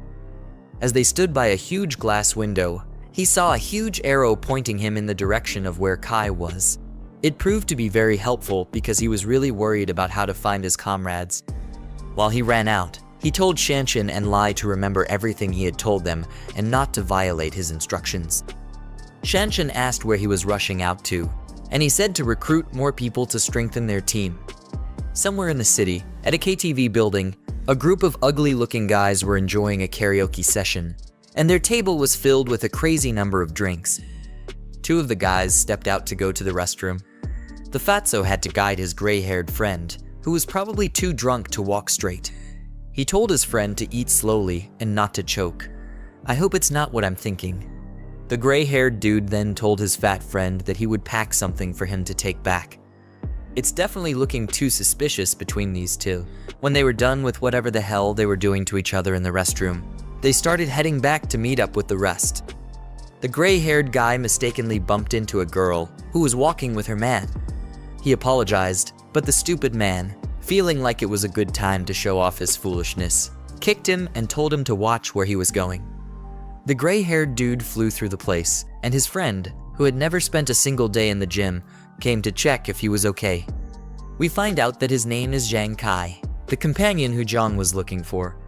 Zhang Kai's friend yelled at the stupid man for hitting his friend just for a simple mistake.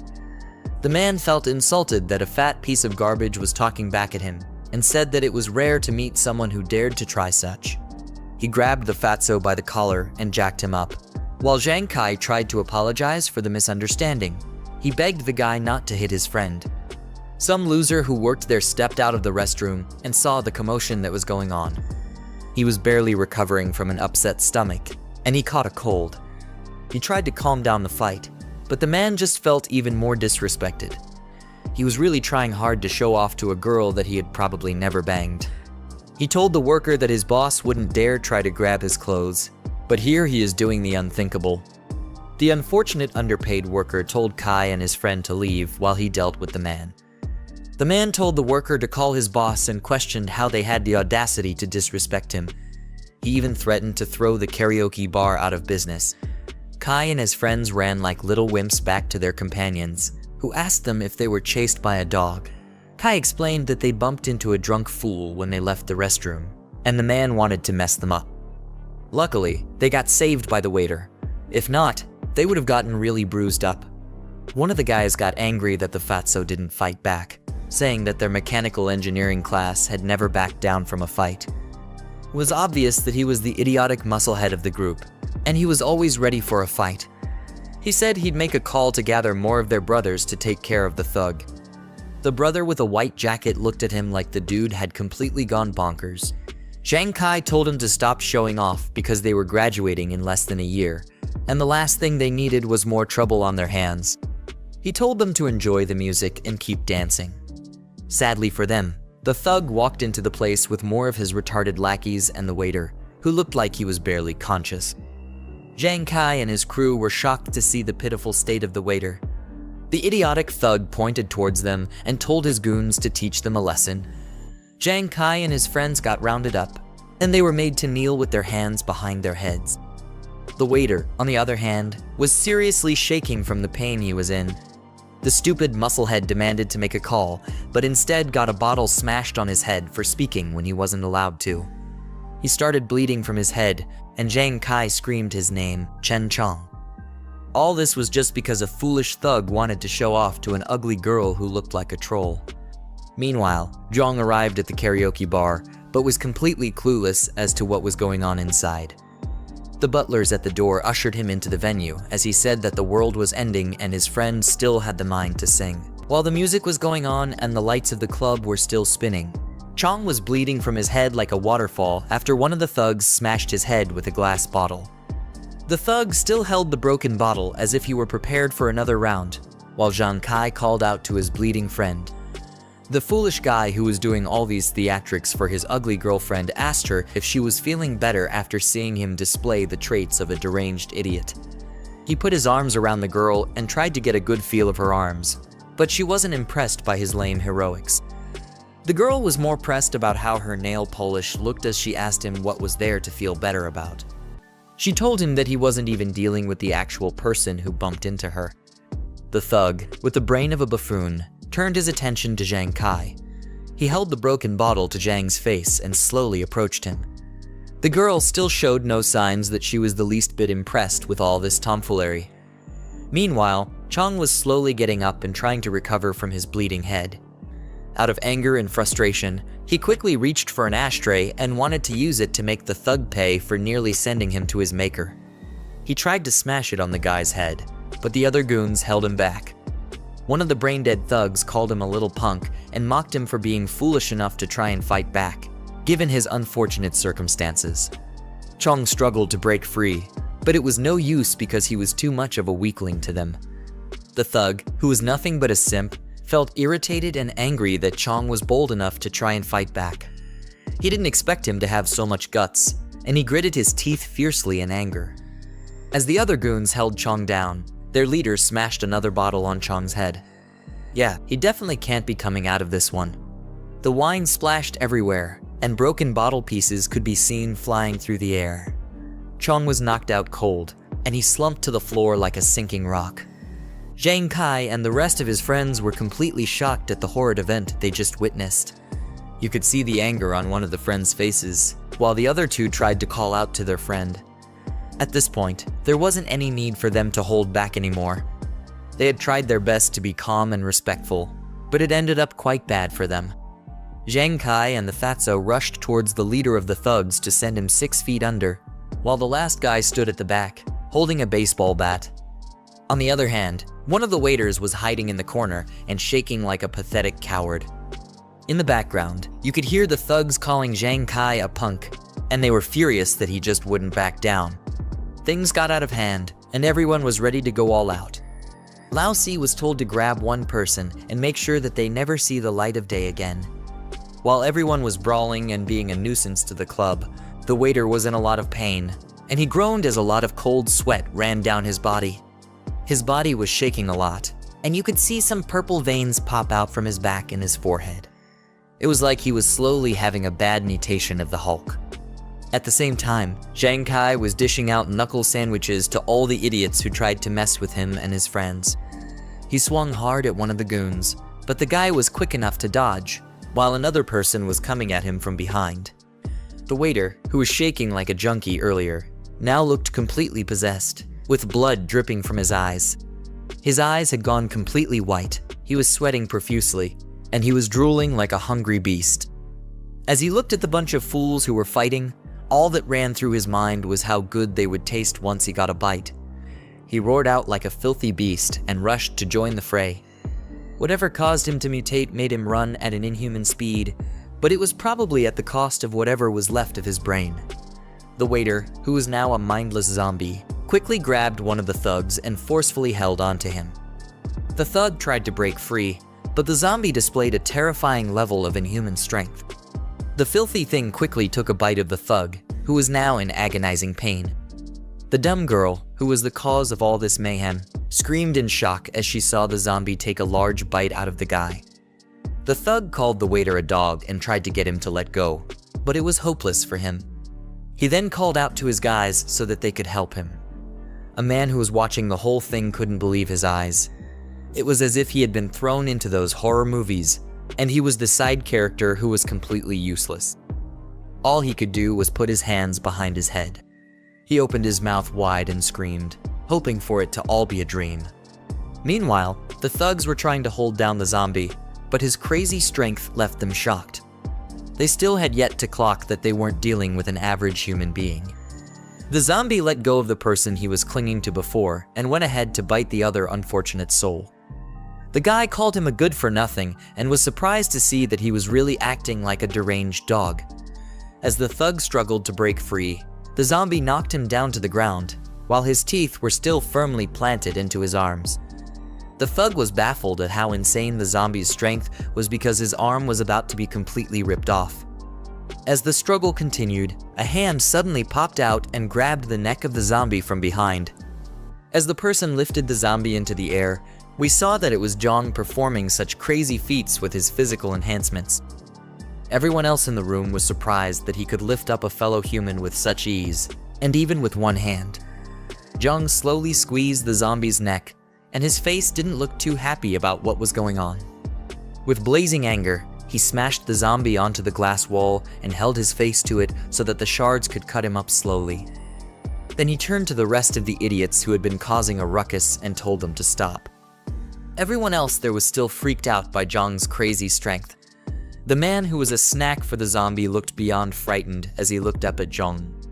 He said that the deranged zombie was as strong as a bully, but he didn't understand how Jiang was able to pin him to the wall with one hand. It was as if he was also angry at himself for being a pitiful weakling. The stupid thug leader screamed out and asked Jiang who he was. Rather than thank the protagonist for saving their miserable lives, this brickhead thought it was wise to yell and act like he had some use. The other pathetic goon beside him was in a lot of pain because the zombie had taken a chunk of his shoulder for dinner, and it looked like the wound had become infected. Jiang ignored the idiot's question and turned to Zhang Kai. He wanted to make sure that his friend had been bitten by the monster and also make sure that he was alright. Zhang Kai told Jiang that he was fine, but with a perplexed look on his face, he asked Jiang why he was worried about him being bitten. Jiang ignored that foolish question as well and, with a mean look, told his friend to come with him. There wasn't any time to waste, and he needed to assemble his past comrades as fast as possible. While Zhang Kai stood up to go, that idiotic simp pulled him back and said that they weren't done. A literal zombie just wreaked havoc in their midst, and his men were severely wounded, but he was more bothered about how much he had to impress some ugly girl, who he had probably never laid before. Anyway, as he was being stupid, one of his goons, who got bit on his shoulder, suddenly started coughing and complaining about his spinning head.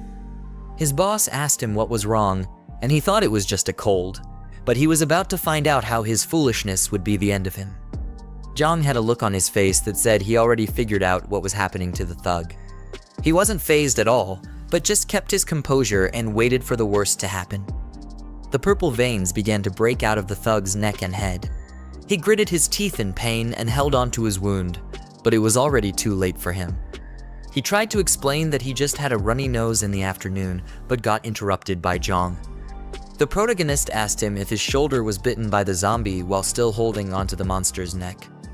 The zombie was still fighting to break free, but Jiang had that dog in him, so he wasn't breaking free anytime soon.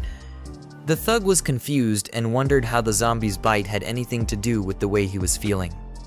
While still fighting the pain, he told Jiang that he was bitten and asked what that had to do with anything. You could see as the purple filthy mutation was slowly creeping up from his back to his face. The fact that no one else in the room could figure out what was going on showed why they must have died like fools in Jiang's past life. Jiang started to analyze the whole situation and thought to himself that the thug was probably already infected before he got bitten. Now that he was bitten close to his head, he was likely going to mutate soon, since the signs had begun to show themselves.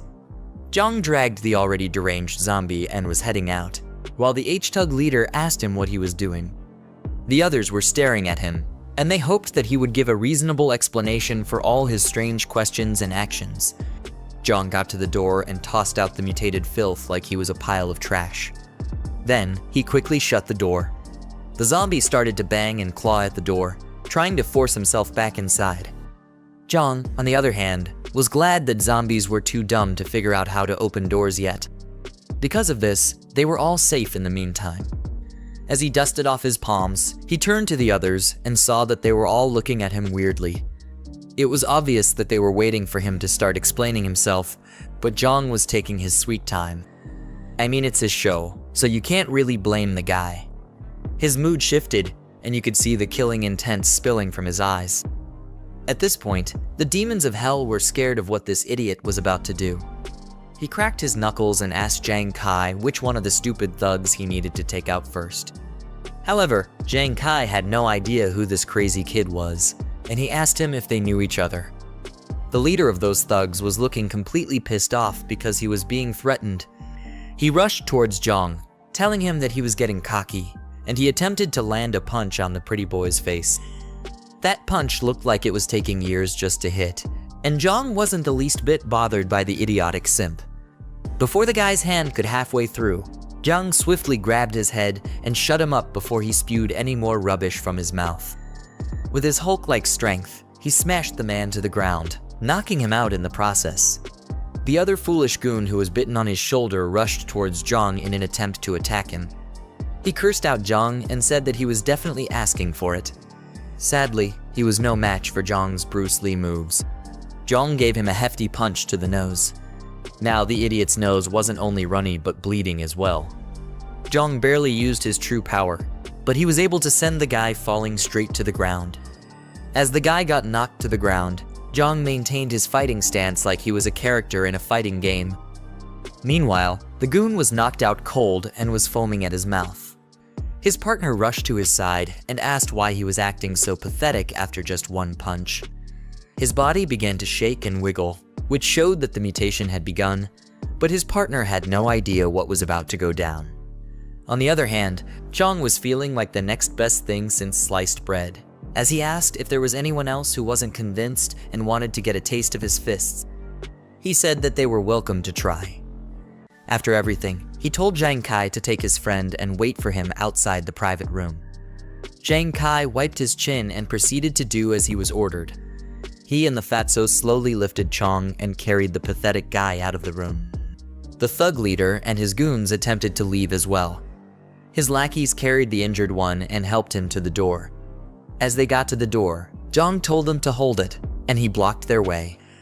The leader stupidly asked him what he was doing, and the girl, who the leader was trying so much to clap her cheeks, was shocked as well when Jiang stopped them. Jiang told him that all the drinks must have gone to his head and made him forget his own name. He told the man that he almost got his brother killed, but the leader only looked more irritated and scared at the same time.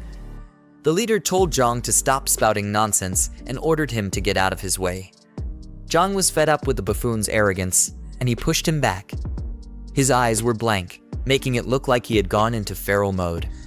The leader cursed him out and said that he was going to die after what he just did. I guess the drink really did clog his head because he quickly forgot that Jiang held up someone by their neck with just one hand. Before he could get up, Jiang quickly left the room and locked the door behind him. The guy got up and demanded for the door to be opened, saying he was going to skin Jiang alive for being a punk. Unknown to him, he was about to face a more deadly and disgusting opponent. The goon who was bitten on the shoulder earlier had been completely consumed by the mutation. His eyes were red, and his senses were no longer with him. You could have possibly searched his eyes for a sign of himself, but there was no humanity left in him any longer. The mutated thug let out a feral roar and began looking for the closest person to feast on. His other comrades couldn't hold him down, and they were confused as to why he was acting so feral.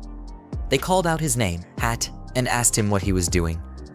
Obviously, they were too blind to see that Hat was hungry and looking for the next best meat to devour. Jiang stood on the other side of the door and listened to the chaos that ensued inside the room. The guys banged on the door and struggled to get their zombie friend off their leader, but it was only a matter of time before they became mindless monsters like him. Voices could be heard screaming for help, but Jiang wasn't bothered about them. One of the workers approached Jiang and nervously asked what was going on and if he needed help. Jiang told the man to lock the door completely and not let a single soul inside if he knew what was good for him. He then told him to call the police and the hospital to inform them that there was a patient with the rabid flu inside the room.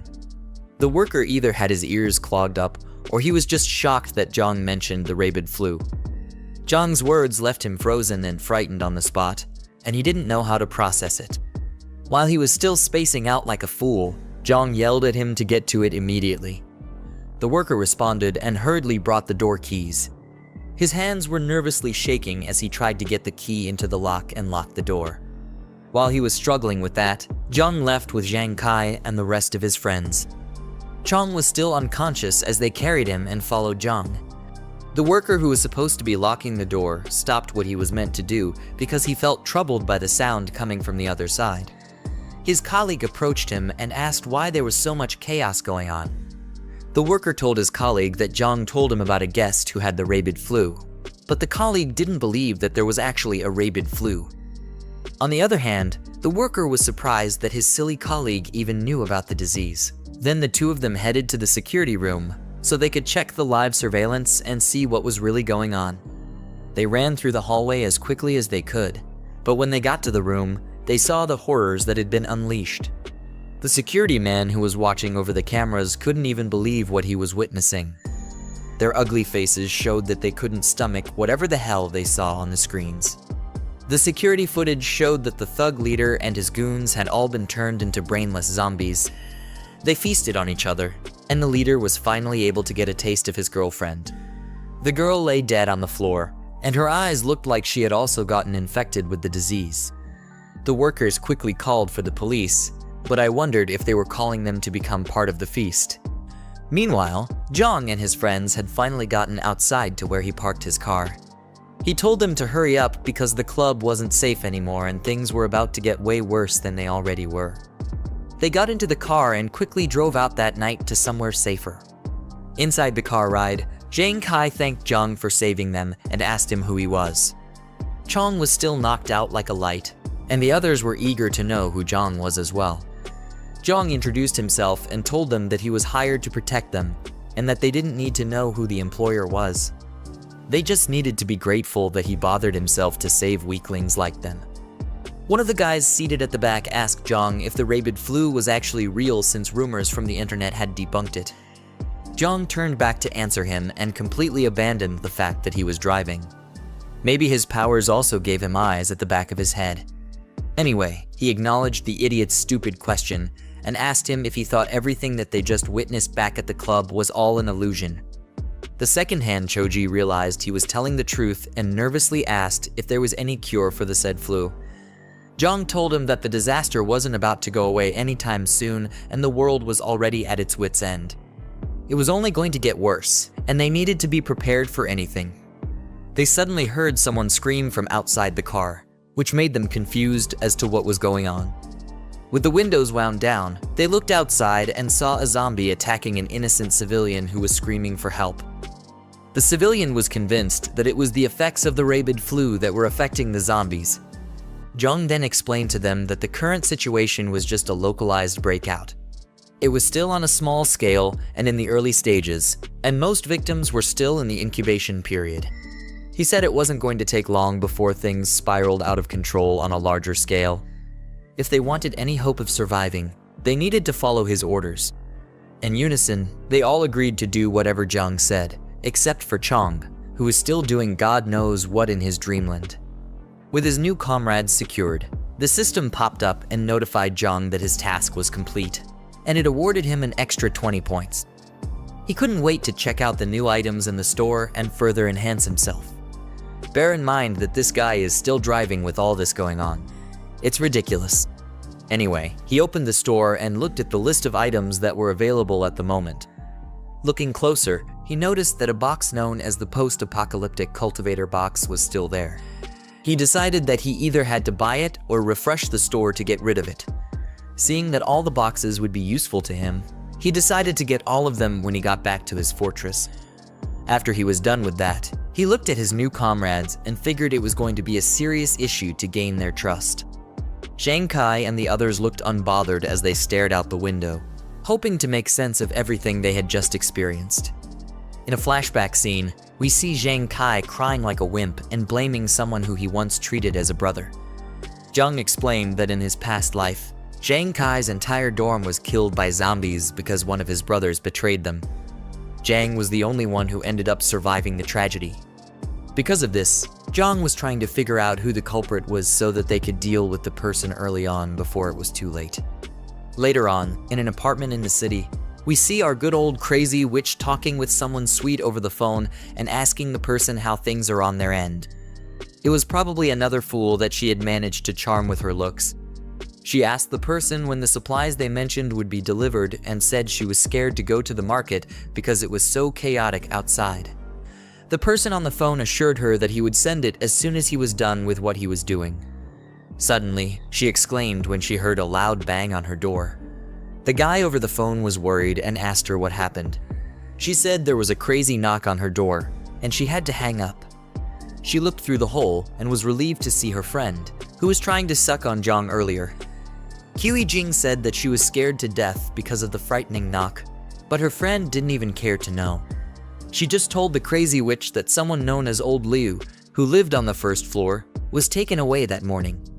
They got inside the room, and Jiang was shocked to hear the news. She asked her friend how that happened, and the girl told her that the police and an ambulance had come to take the person away. With a nervous look on her face, Jiang figured that was why it was so chaotic downstairs earlier in the morning.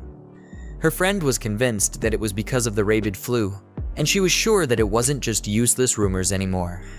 She asked Jiang if Shuxing had delivered the supplies he promised, but I trust that pathetic piece of shit to be completely useless when he's most needed. Jiang's friend told her that these men weren't any good for her. She told her to call Shuxing and let him know that Jiang had a large stockpile of supplies. With how much he had, Jiang was sure to become the next Elon Musk with how much wealth he would acquire. Jiang asked her how she knew about this, and her friend said that she told one of her lackeys to keep an eye on Jiang the last time she got kicked out of his place. She found out that every few days, trucks would come to his fortress to deliver a lot of supplies for him. Jiang looked pissed and assumed that Jiang probably knew about the pandemic in advance. Her friend persuaded her to call Shuxing and seal the deal while they still had time. She also told her to convince the desperate man to give them a bigger size of the cut when he made the money. The car speeds into the fortress, and Jiang along with his friends steps out. Zhang Kai couldn't hide how amazed he was with how large the fortress was. Jiang said that was the usual reaction everyone had when they saw the fortress for the first time. At the same time, Shanshan and Grandpa Lai stepped out to welcome them. Lai was glad that Jiang was finally back, and Shanshan asked if he was okay. Jiang told them not to worry about it because he was alright, and then he proceeded to introduce them to the new members. Zhang Kai and his classmates were then introduced, and Jiang said that they would be their companions from then on. Shanshan happily welcomed them because she felt that they were trustworthy since Jiang had chosen them to be companions.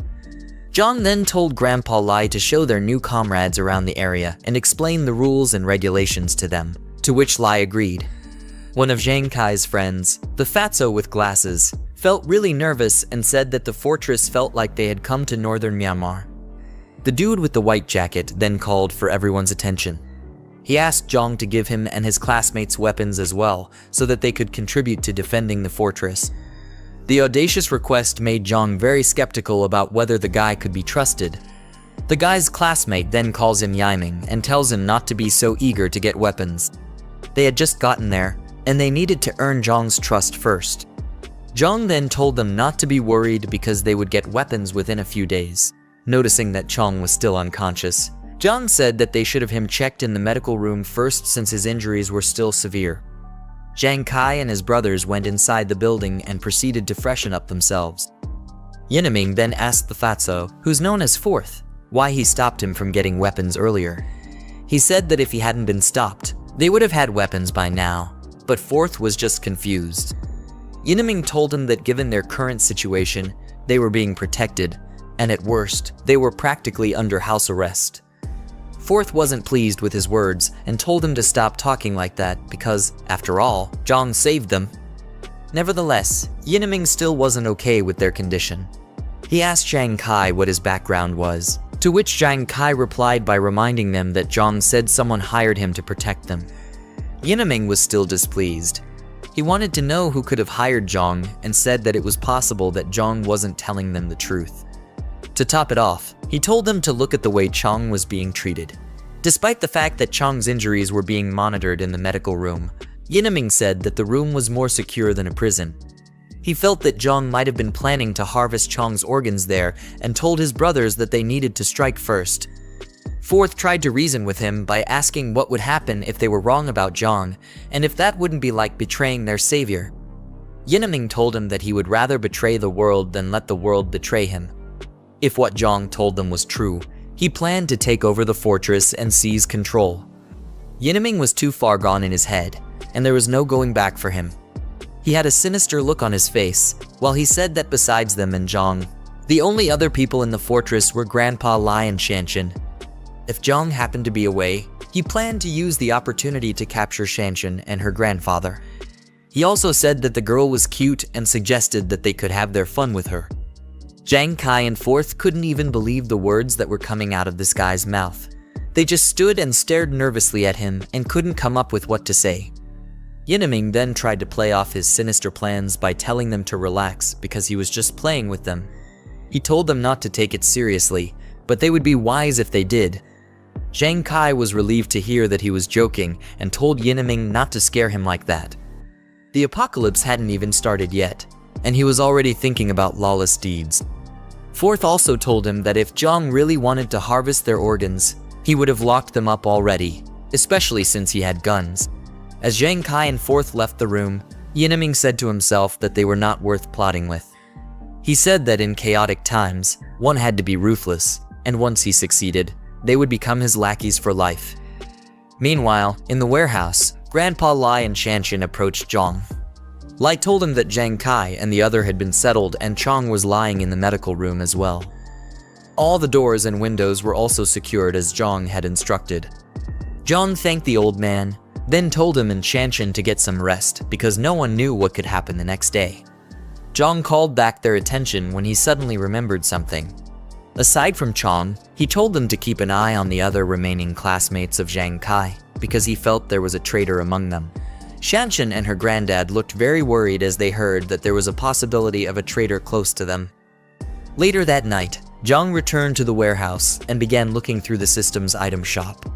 He started redeeming the supply boxes one by one, and each of them had an item that would prove to be very useful to him. From lots of food supplies to many rounds of ammunition, the supply boxes made sure Jiang wasn't lacking in any area.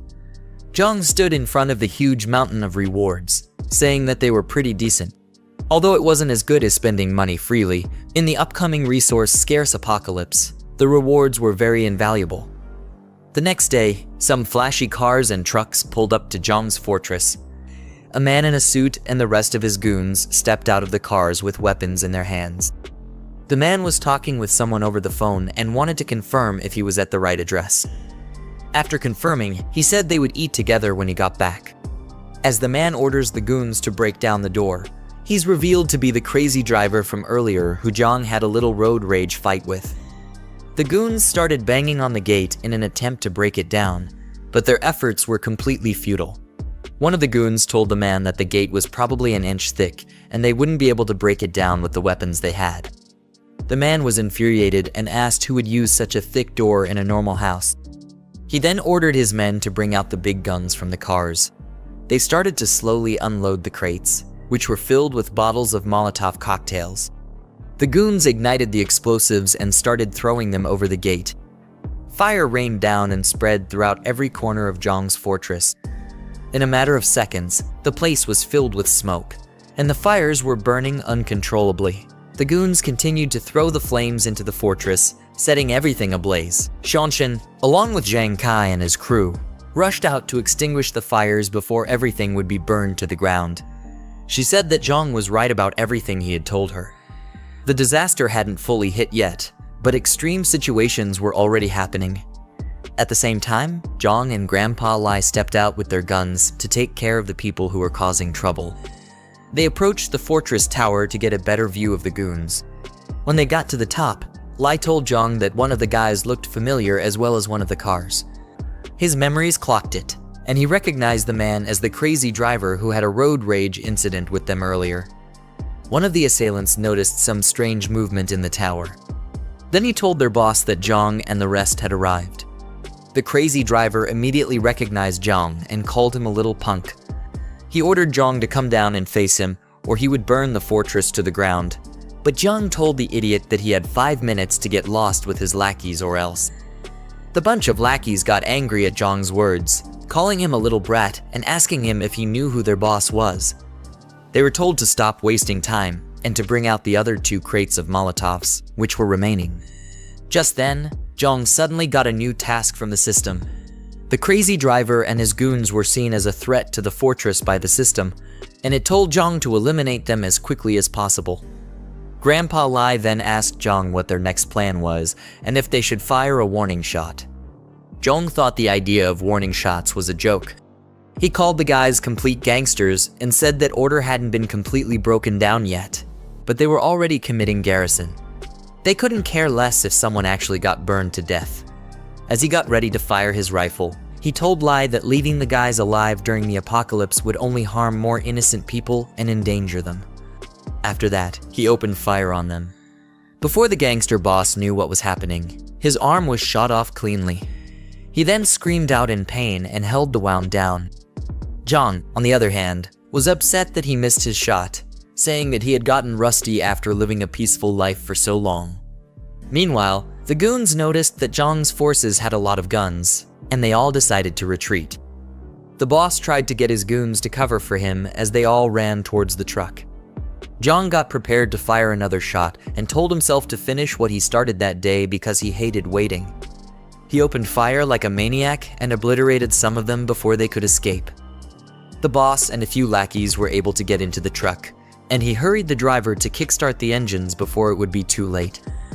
Lai was worried that the rest were trying to escape by car, but Jiang told the old man not to worry because that was why he picked the automatic rifle. Jiang reloaded his gun and rained bullets on the jeep that was about to escape. Lai looked at Jiang as he fired the bullets and couldn't believe how proficient the boy was. The way Jiang hip fired and reloaded so smoothly was way better than how he was when he served. This made him wonder about who exactly Jiang was.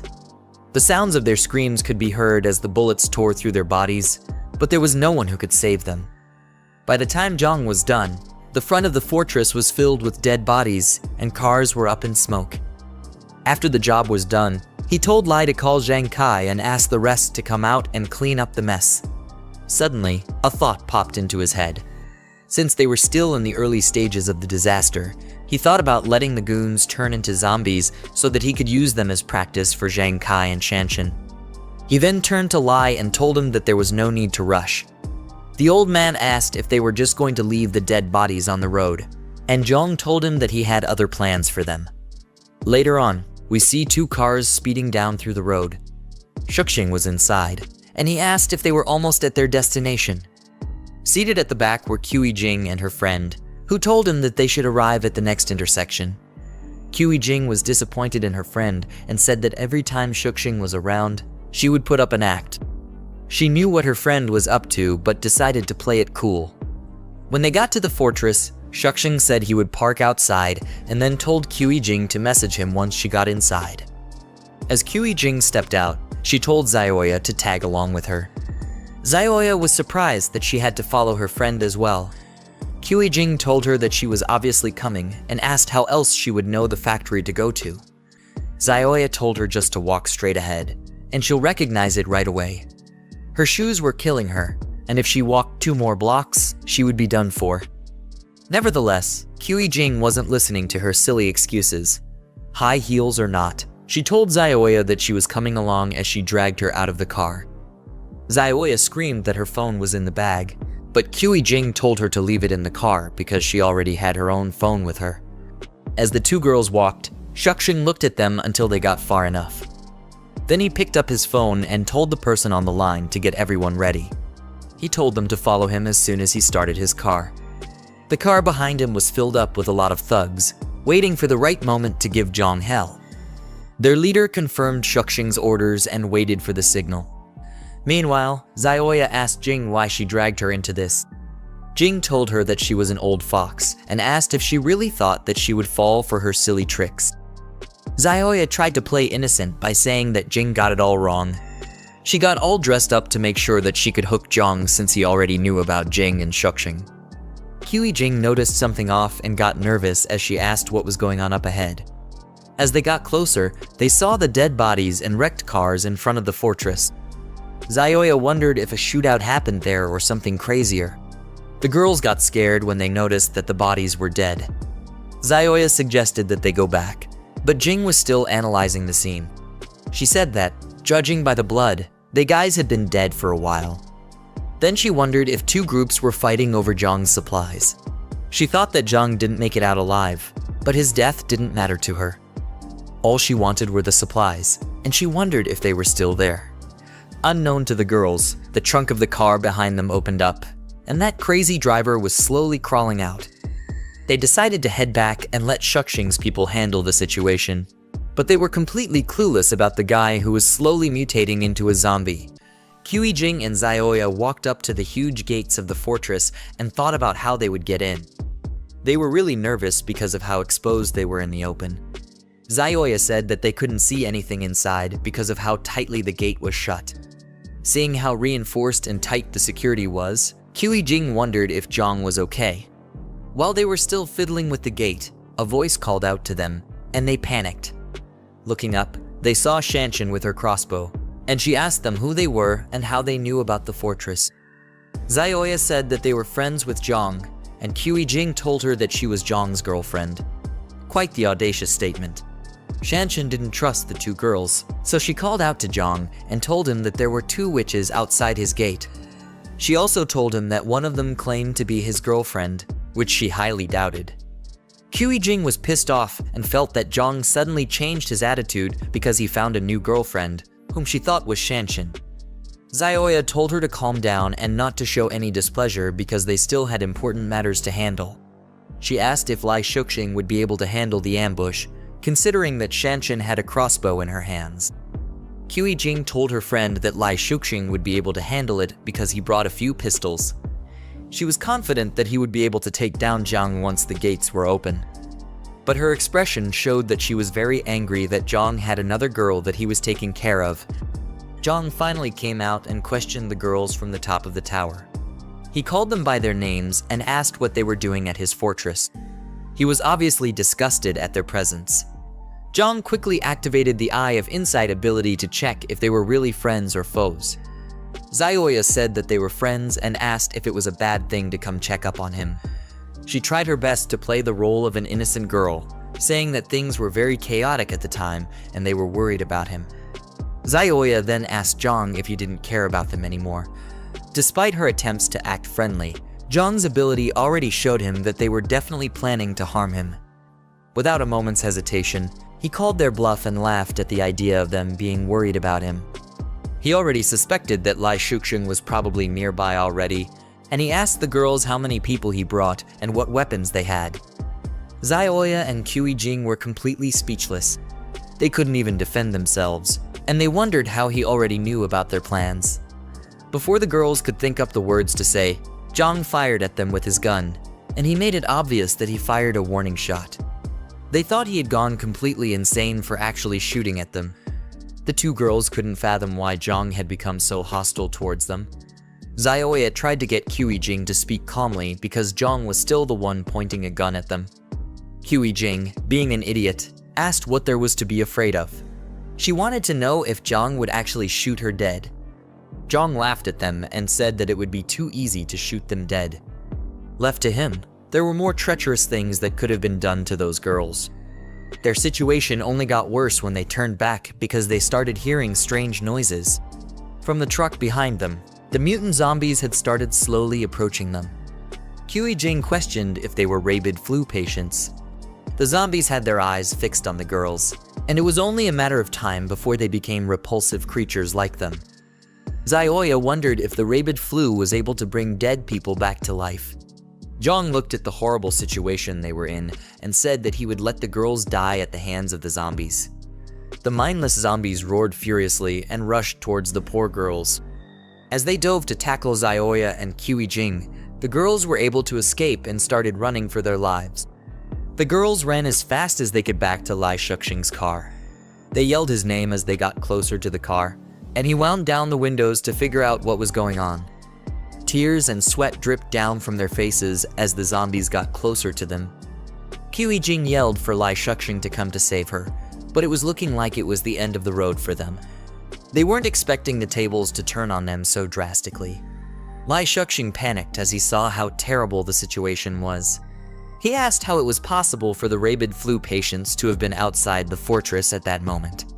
He spoke to his goons over the walkie-talkie and yelled to them that she turn around as quickly as possible. He needed to move quickly before the infection would get into his body and mutate him into one of them. The cars quickly swerved around and fled the scene. Jiang cursed out Lai Shuxing for abandoning her and Xiaoya to the treacherous claws of the monsters. The distance between the girls and the vehicles was far greater than the distance between them and the zombies. There was no hope for them, and the situation called for desperate measures to be taken. Just when it looked like the curtains had closed on them, Jiang said that she didn't want to die as she raised her handbag. She tossed it towards Xiaoya's legs, and the poor girl's legs got entangled in the handle. You really can't trust anyone during an apocalypse. Xiaoya lost her balance and fell face flat on the ground. She screamed out in pain as her face hit the cold, rough road. That was how Xiaoya's life flashed before her eyes. She became an easy target for the vile creatures, and they quickly piled on her before she could get up. Her eyes were filled with fear, and her heart beat so fast that it could have probably broken through her rib cage at that moment. She told the zombies to wait, but she forgot that she wasn't talking to people who could be reasoned with. Her blood was spilled, and sounds of bones being crunched could be heard as the zombies feasted on her. Her vision quickly turned red, and all she saw were mindless creatures eating her up like a McDonald's Happy Meal. In her last moments of consciousness, she looked toward Jiang with boiling rage and rained curses on the girl for setting her up like that. She called Jiang all kinds of names, but it did little to help her already sealed fate. Choking on her blood, Xiaoya swore that Jiang would never die a good death. No matter how long it would take, the crazy witch would definitely get what she deserved. Jiang chose to ignore all the words hurled at her as she fled the scene. You could see the cold sweat dripping from her face and the deranged look she had. Jiang told herself that Xiaoya deserved every single thing that was happening to her at that moment. She kept repeating the words to herself in order to feel better about the atrocity she had just committed. Meanwhile, Jiang and Shanshan watched the gory scene from the top of their tower. While Jiang was unfazed by what he was looking at, Shanshan was deeply disturbed, and she couldn't believe her eyes. The system then awarded Jiang 10 points for taking care of the threats that befell his fortress. With that done, it quickly gave him a new task, which was to clear the area of the infected monsters who were lurking around his base. Shanshan then turned her attention to Jiang and was shocked that all those people had mutated into zombies just like that. The thought of it caused her mind to become very troubled, and she wondered what the future would look like if this was just the beginning of the apocalypse. Jiang remained very calm and told her that the apocalypse had officially begun, with a large amount of alien infection sources in the air. The dead who were exposed outside would quickly mutate into zombies, but it didn't just stop there. Anyone who was injured and those with weak constitutions among the living were also at a high risk of getting infected. Shanshan found it hard to grasp all the information Jiang was giving her, but she eventually understood that things were like that for them. After that, Jiang told her to call everyone together for a meeting. She looked at him and was baffled at how someone could remain so calm in such trying times. Moments later, everyone in the fortress gathered in a room. Shanshan locked the door, while others sat down and waited for what Jiang had to say. Yinming, who was obviously still very hostile, refused to sit and decided to stand while the meeting went on. Jiang then told them that they had to remain indoors for the next 2 days, except it was absolutely necessary for them to step out. He said that they had to keep the doors and windows tightly shut in order to let their bodies gradually adapt to the infection source. From his words, it seems the body is able to fight it when it's introduced slowly as opposed to when the virus takes the body by full force. Anyway, Jiang said that it would greatly reduce the risk of them getting mutated if they adhered strictly to the rules he stated. Zhang Kai, on the other hand, was very worried about his friend, Chong. From the expression on his face, it didn't look like Chong's condition was getting any better. Later that night, in the infirmary, we see Chong lying on the bed, and he looks to be in a lot of pain. Part of his face and body were slowly turning purple. This was a sign that the mutation was slowly taking over his body, and if push came to shove, they might have to send the poor guy to his maker. It had spread all the way to his arms, and the veins were really bulging out. Cold sweat ran down his forehead as he gritted his teeth and tried to fight the pain, but only time would be able to tell what fate had in store for him. A chaotic scene in front of a tall skyscraper with dark smoke swirling around its facade. People in business attire are seen panicking and running away from the building, suggesting an emergency or disaster situation, as one man shouts in distress while others flee towards a yellow taxi. Shang's a worried expression looking out of a window, shouting, "It's complete chaos out there." He's observing a tumultuous or dangerous situation unfolding outside. In a tense moment, Shang's urgently tells a woman and child, "We have to go to the warehouse tonight and bring back the remaining supplies," he instructs. "Zio Lai, you and Shuai stay at home. No matter what, don't open the door for anyone except me, understand?" This suggests an urgent and possibly dangerous situation, emphasizing the need for caution and safety. Shang's looking determined and tense, is preparing to leave while the woman holds the child protectively. Shen posture and expression convey urgency. Suddenly, someone knocking on the door. Shang's face displaying a serious and tense expression as he looks towards the door. A tense moment where Shang's, with a serious expression and a finger raised to his lips, signals for silence.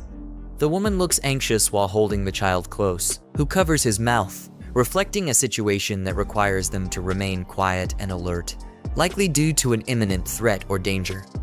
Shang's cautiously opening a door while holding a golf club, indicating he is prepared for a potential threat.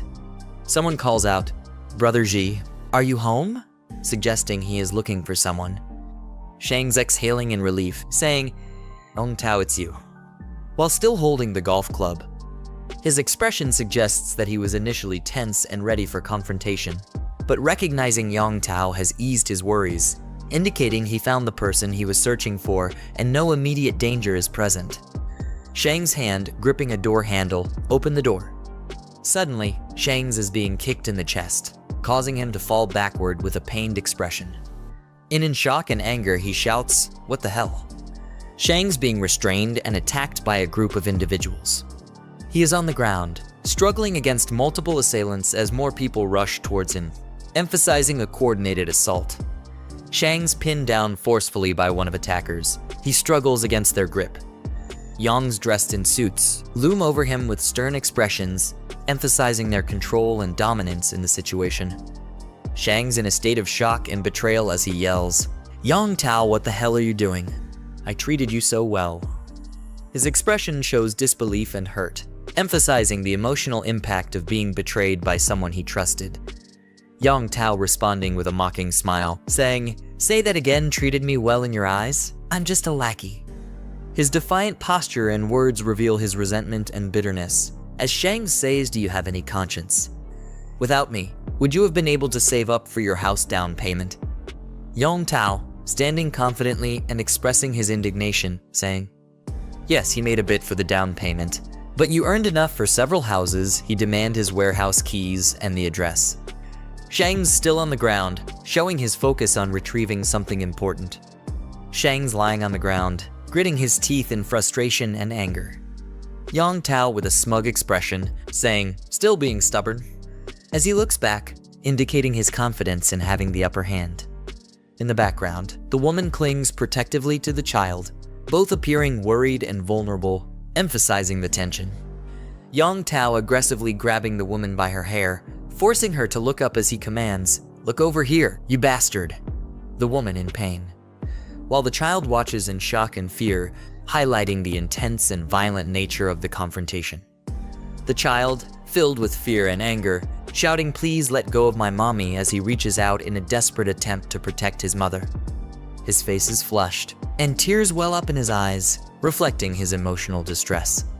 Child biting Yang Tao's arm in a desperate act of defiance, tears in his eyes as he tries to protect his mother. Yang Tao reacts angrily, shouting, "You little brat. You've gone crazy, haven't you?" Child is forcefully thrown back by Yang Tao.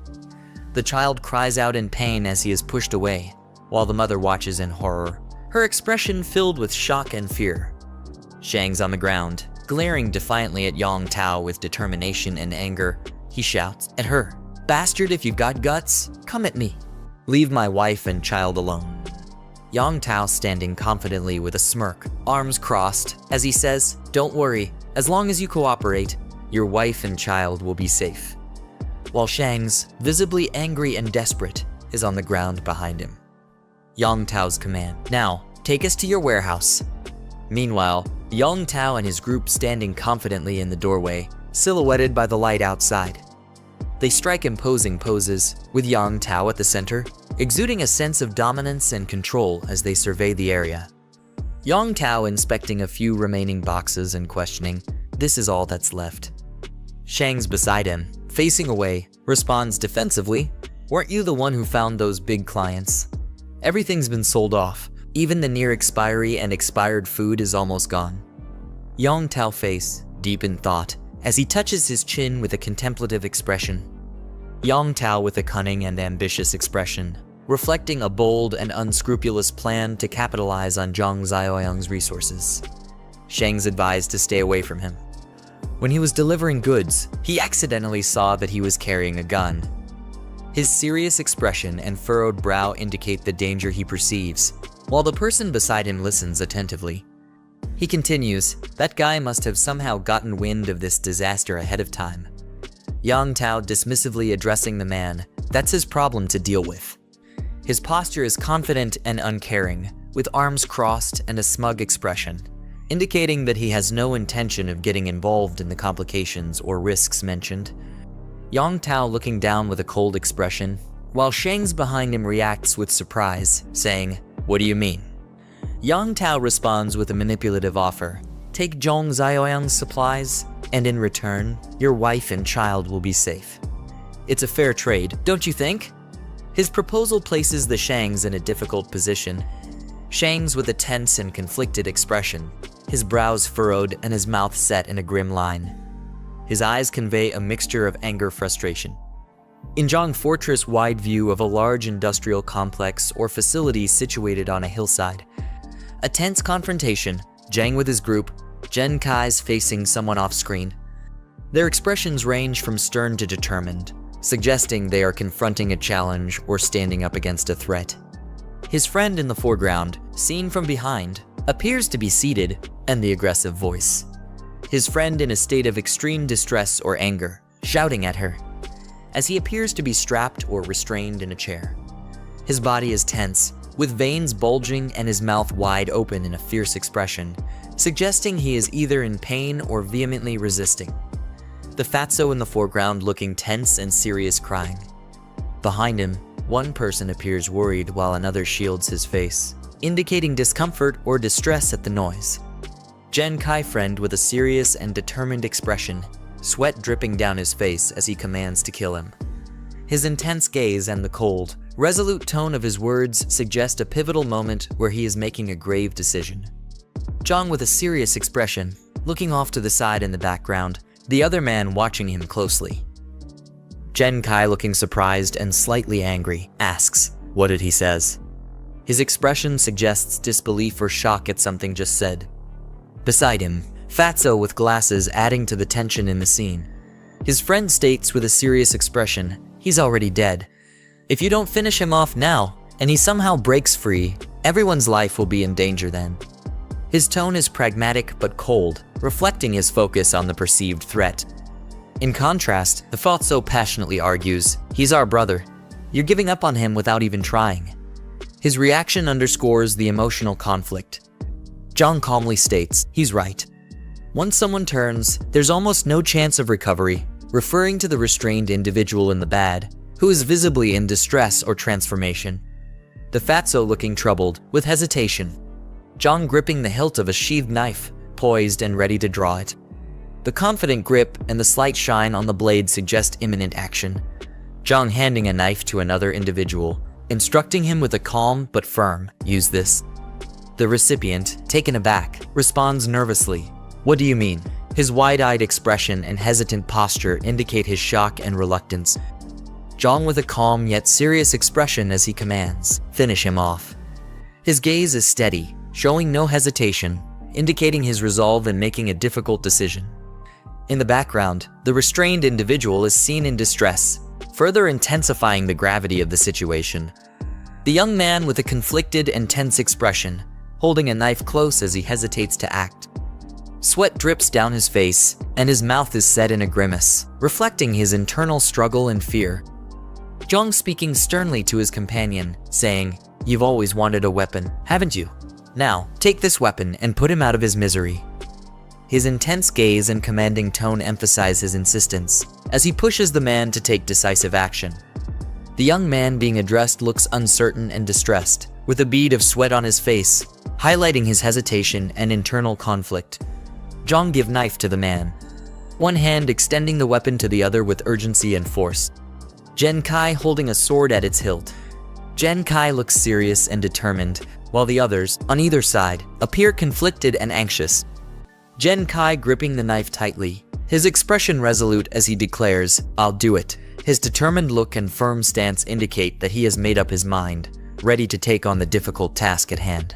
Jen Kai tense and uneasy as he holds a knife, his expression filled with anxiety and uncertainty.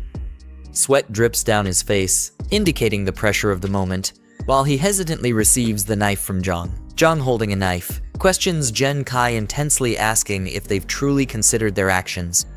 He hints at the possibility that everything he previously said might have been deceitful, and warns that taking this step could lead them to be seen as a murderer.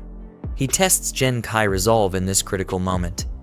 Jen Kai speaks with determination, expressing his trust in brother Jiang. Behind his friend looks on with a mix of concern and unease, reflecting the high stakes and uncertainty surrounding their decision. Jiang stands with a confident, smug expression, responding with a casual, "Oh!" Behind him person appears to be in distress, lying in a hospital bed with a pained expression. Jen Kai stands over his friend who is lying in bed, visibly distressed. Jen Kai grips a knife tightly, his expression filled with determination, while the man in the bed reacts in fear, screaming as the situation escalates. Jen Kai, filled with rage, raises a knife high above his head, ready to strike. His expression is fierce and determined, teeth clenched, showing his intense emotions in the moment. The other man, in a state of panic and fear, looks up in terror, eyes wide and sweating. The man on the bed screams in terror, mouth wide open and eyes filled with fear, as the knife stops suddenly, just inches away from him. Jen Kai with the knife is restrained by Jiang, preventing the attack. The tension is palpable as the aggressor struggles, while Jiang intervening remains calm and composed, firmly holding his wrist to stop the violent act. The individual on the bed looks up, still gripped by fear but also relief, as the confrontation is momentarily diffused by the intervention. Jenny Kai nervously addresses brother Jiang, likely seeking his attention, while Zioyong appears calm and observant, displaying a stark contrast in their reactions to the situation at hand. Jiang dismisses the others, indicating that he still has plans for someone whose situation he deems unique. His command reflects authority and control. A system prompt alerts that a rare variant has been discovered. A sudden bang echoes through the hallway as the doors to the medical room slam shut. In a tense confrontation, Jiang stands over an enraged individual strapped to a bed, who growls in defiance. The man, visibly furious and restrained, grits his teeth as Zioyong calmly addresses him by name, Chen Chong. Jiang leans in closely, asserting his authority over the restrained Chen Chong as he assigns him an important task, emphasizing the gravity of the situation. Chen Chong's pained expression reflects his inner turmoil. A sleek black car screeches as it makes a sharp turn on a rooftop, indicating a high-speed chase or a critical escape maneuver. The black car crashes into a pole with a loud impact, causing visible damage and abrupt skid marks on the road. Shangs emerges from the damaged car, visibly frustrated and rubbing his head, cursing his misfortune after the crash. His exasperated expression and the smoke billowing from the vehicle indicate the severity of the situation. As the zombie gazes into the distance, he reassures himself that help or something crucial is on the way, easing his earlier frustration. The man finds himself in a sudden confrontation with a zombie that roars ferociously, lunging at him with unrestrained aggression. In the heat of the clash, the man struggles to fend off the creature's relentless assault, managing to push it away just in time, sending it crashing to the ground. The man sprints toward his vehicle with the zombie pursuit, determined to reach a weapon or tool inside. He grabs a metal rod from the car, his urgency and desperation clear as he prepares to defend himself. In a fierce act of retaliation, he swings the rod with full force, striking the creature brutally and venting his anger in a violent clash. The man stands over the fallen zombie amidst the debris, panting heavily after the fierce battle, the wrecked car smoking behind him. With exhaustion evident on his face, he grips the rod tightly, receiving a warning from an onlooker to leave quickly, prompting him to hastily retreat from the scene under the bright blue sky, still reeling from the intense confrontation. A vehicle pulls up near a building as a group of individuals prepares for their next move. Jiang steps through a squeaky door onto the rooftop, signaling the beginning of a planned operation. He is accompanied by a determined team, each armed and ready, reflecting their resolve and unity in facing the challenges ahead. Shanshan expresses her discomfort with the gear, addressing Jiang and questioning the necessity of their protective equipment. Jiang, maintaining his composed demeanor, stresses the dangers posed by zombies, explaining that their unpredictable strength makes the gear essential, especially for those with less combat experience. As the group huddles together behind a building, strategizing their next move, Jiang leads them with caution and determination, emphasizing their need to stay alert. Jiang signals his team to prepare, warning them that they are now within the perception range of the zombies, and readiness is crucial. As a zombie detects their presence, its vicious appearance and ferocious movements signal an imminent attack. Jiang shouts reminders to his team, urging them to maintain distance and watch out for one another as they brace for a fierce confrontation against the relentless zombie threat. A zombie pounces aggressively toward Jiang, but he narrowly evades the attack, keeping his focus sharp. Jiang quickly instructs his team, emphasizing that the moment a zombie misses is their best opportunity to strike, targeting the temple and the back of the neck for maximum effectiveness. One of the team members, driven by Jiang's guidance, steps up with determination, ready to deliver a decisive blow as he shouts his attack command. A powerful blow lands on the zombie's head, sending shockwaves of impact, but causing the creature to react violently, showing its resilience. The attacker yells in pain, realizing that striking the hardest part of the skull was a mistake, as Xiaoyang critiques from a distance, highlighting the error as a lesson for the group. As the zombie roars back, it aggressively counters, grabbing and pushing the attacker, demonstrating the peril of misjudging these relentless foes. In a desperate cry for help, the team member calls out for Jiang Kai as the zombie closes in with menacing intent. Jiang acknowledges a correct defensive move, urging Jiang Kai to step in as teammates rally to assist.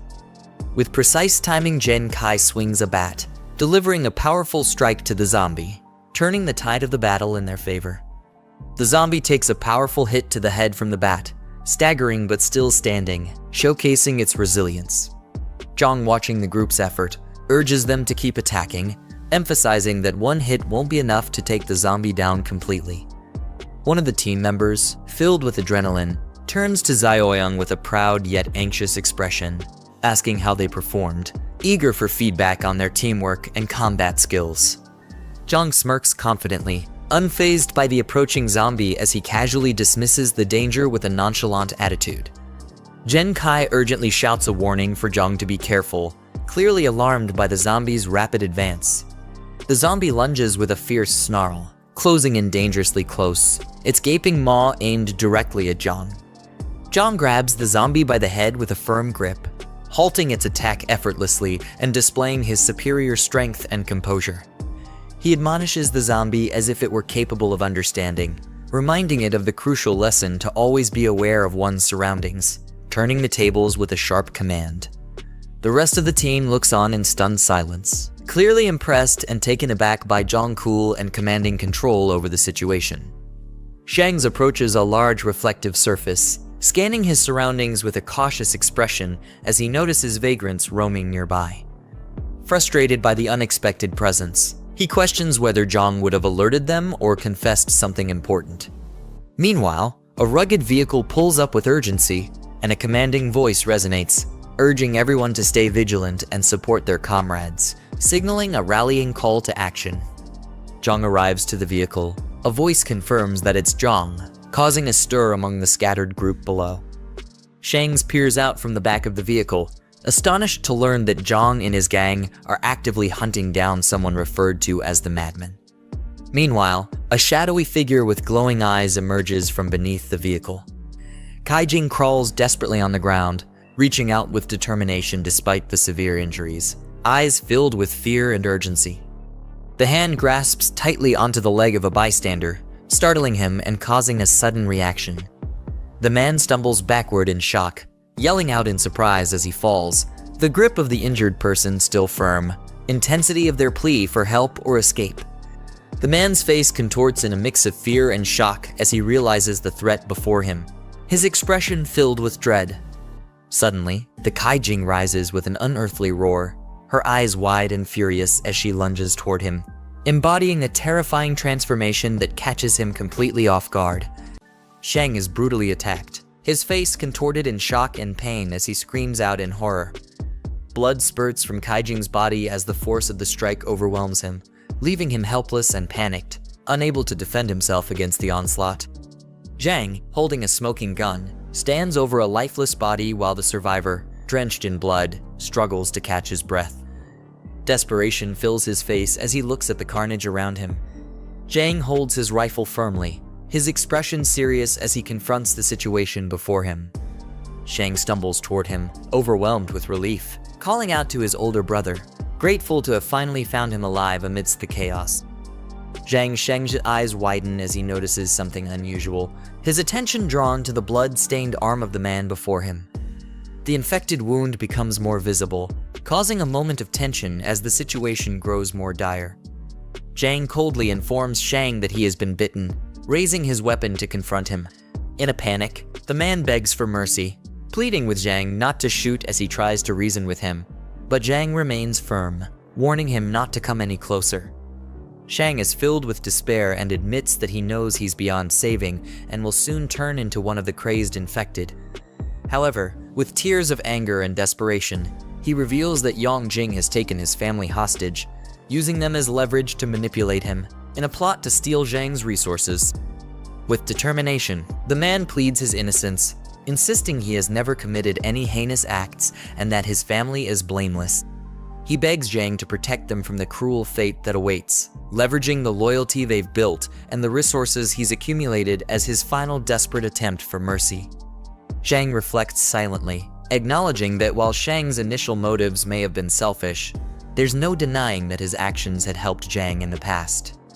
With a determined expression, he contemplates his next move, fully aware of the weight of the situation before him. His group of survivors, led by a determined Jiang, gathers with weapons in hand, ready to take on the next challenge. Jiang smirks, realizing that the added incentive of rewards for completing tasks has only strengthened his resolve to move forward. Jiang smiles confidently as he reviews the newly assigned tasks from the system, his determination growing with the promise of rewards. His mission is clear: to rescue his wife and eliminate any infected lurking outside the base, with every success adding to his reward points. Shang, battered and covered in blood, reassures Jiang that he will handle matters concerning his family, standing strong despite his injuries.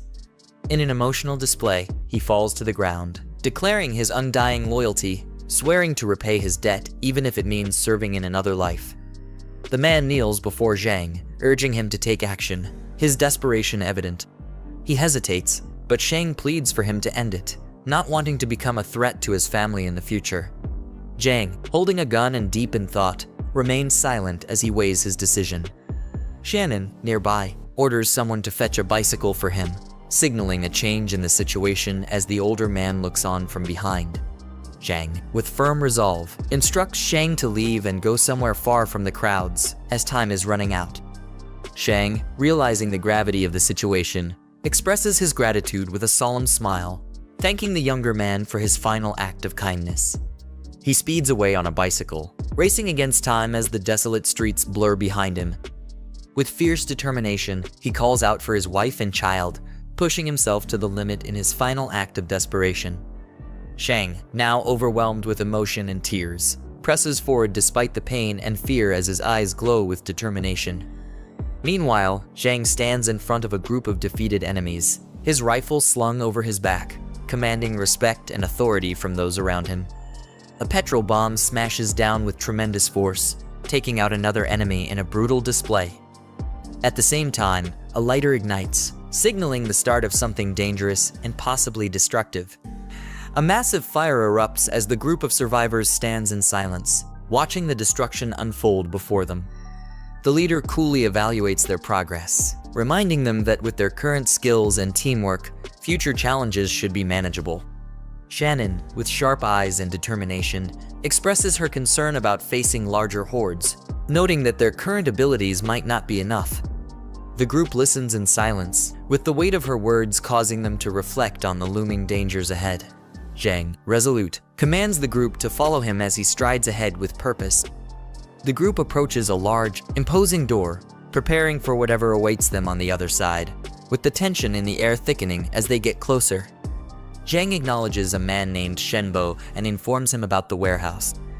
Handing over the key, he entrusts the safety of their weapons to Shenbo, knowing he'll protect the armory while the leader heads into the city for a mission. Shenbo expresses concern about the chaos in the city, questioning whether it's wise for Jiang to venture out alone. However, Jen Kai enthusiastically volunteers to accompany him, rallying the others to join the mission. Jiang insists that his companions stay behind, as they are not yet ready to face the dangers ahead, entrusting Shenbo with the responsibility of their safety. As he drives off, determined and focused, his weapons rest beside him, ready for the challenges awaiting him in the city. The system display shows empty options, frustrating the young leader as he notices that the marketplace hasn't been updated with anything useful. Annoyed, he contemplates spending points to refresh the system, hoping for better supplies for the mission ahead. With no other choice, Jiang presses the refresh button, knowing the difficulty of the upcoming mission. After spending his points, the system reveals several supply crates that might give him the edge he needs to succeed. He notices that the cost of manual refresh has increased, making him realize he'll need to be more cautious with his points. Satisfied with the rare item he obtained from the refresh, he contemplates the value of his decision as he prepares for the challenges ahead. The system confirms the successful exchange of points for the black tech supply crate, reducing his score significantly. Jiang speeds off in his car. The streets are quiet, but the tension lingers in the air as he drives toward his destination. The black tech crate reveals a powerful energy-enhancing serum, boosting the leader's physical strength. With a smirk, he consumes the serum, feeling its effects immediately as a bright surge of power courses through his body. Jiang is surprised by the strength of the +5 energy serum, realizing its significant impact. Without hesitation, he injects the serum into his arm, immediately feeling its powerful effects surging through his body. He feels an intense surge of power, clenching his fists as his body is pushed to its limits. The system displays his new stats, showing his attributes boosted to an extraordinary level, far beyond that of an ordinary person. The scene shifts to a tall residential building, identified as the home of Jiang. A mother comforts her scared child, reassuring him that his father will handle everything and keep them safe. Meanwhile, two menacing figures burst into the room, their serious expressions signaling trouble as they confront the family. The mother, alarmed, demands to know what the intruders plan to do. One of the men cruelly grabs her, mocking her fear and implying that they're there to cause serious harm. The mother struggles against the intruders, pleading for them to stop as they begin to assault her, terror filling her face. Despite her resistance, the men continue their attack, leaving her defenseless. A woman is forcefully grabbed by two men, her cries for help ringing out as she struggles to break free. Behind, a young boy watches in fear, unable to intervene in the escalating confrontation. A figure steps into the room, towering over the scene as one man is thrown to the ground. A confident man enters the scene, his expression stern as he questions the chaos unfolding before him. His calm but commanding presence immediately shifts the atmosphere, as if he holds control over the situation. The man with a stern expression is approached by an accomplice, who calls him over with a sly grin, seemingly unfazed by the situation. Despite the apparent lightheartedness, there's an underlying tension as they exchange words about how to handle the woman. The man smirks, his expression showing confidence as he dismisses the situation, hinting that this isn't the first time he's dealt with such matters. The man with the ponytail expresses frustration, warning his accomplices about the potential consequences if things go wrong with the woman. He asserts his authority, making it clear that they need to handle the situation carefully if they want to avoid drawing unwanted attention. The man grins with a confident smirk, taunting his targets as if he's toying with them, showing no fear of the situation. Meanwhile, in the shadows, the woman clutches the young boy tightly, both trembling in fear as they brace for whatever danger might come next. Under the eerie glow of the crescent moon, chaos unfolds in the city streets as shadowy figures scramble in panic, surrounded by wrecked vehicles. Jiang calmly grips the steering wheel, his enhanced abilities sharpening his focus and reaction time. With double the physical capacity of an average person, he's fully in control, prepared for whatever lies ahead on the road. Jiang speeds through a crowded highway, effortlessly dodging cars as flames trail behind, leaving chaos in his wake. Moments later, under the ominous night sky, the city is in disarray, with zombies scattered across the road, unsure of what just tore through the streets. He's stepping out of the car as its headlights illuminate the deserted road ahead. With the city just beyond, he realizes it's time to leave the car behind and continue the mission on foot, his gaze sharp and determined under the moonlight. Jiang senses something off, his eyes narrowing as he scans the darkened forest around him. Suddenly, a zombie charges at him, screaming wildly with terrifying speed, catching him off guard. Jiang swiftly dodges the attacker's strike, countering with a precise and forceful movement. His fist connects solidly with the opponent, showing his superior strength and skill in a swift, decisive blow. With explosive speed, Jiang delivers a powerful blow to his opponent, catching them off guard and sending them flying back. The force of the attack leaves the enemy reeling, as the protagonist prepares to strike again, showing no signs of slowing down. Jiang calmly extends his hand, digital energy materializing into a weapon, its sharp edge glowing with power. As the enemies approach, he stands unfazed, gripping the newly formed sword, ready to face them head-on under the ominous night sky. Jiang dashes forward with lightning speed, his eyes locked on his target as he closes the distance in an instant. With a swift and powerful strike, his blade clashes in the darkness, leaving his enemies defeated under the moonlit sky, marking the end of the confrontation. Jiang stands over his fallen foe, reflecting on his superior strength and reflexes, knowing that his enhanced physical abilities have given him the edge. Sensing danger, his heightened awareness kicks in, alerting him to a new threat surrounding them as a tense realization spreads. Jiang gazes into the distance, calculating the distance ahead as the city looms under the night sky, determined to continue his path. Suddenly, a system notification appears, alerting him to an unexpected mission that has been triggered, surrounded by cautionary markers. Zombies find themselves surrounded, panic setting in as they desperately try to defend against the incoming threat. Inside the store, quick orders are given to barricade the entrances, with others scrambling to bring heavy objects to fortify their defenses. A young boy, desperate and terrified, cries out to his father, fearing that they won't make it out alive. His father, trying to maintain his composure, reassures him with bravado, but the tension in his voice reveals the fear they both share, as tears stream down the boy's face.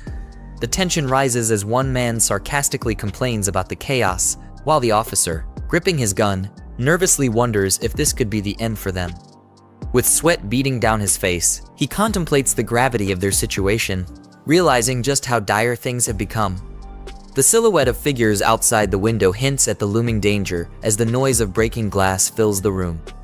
Instinctively, the group reacts, readying themselves for the incoming threat, as one of them nervously questions the sudden commotion.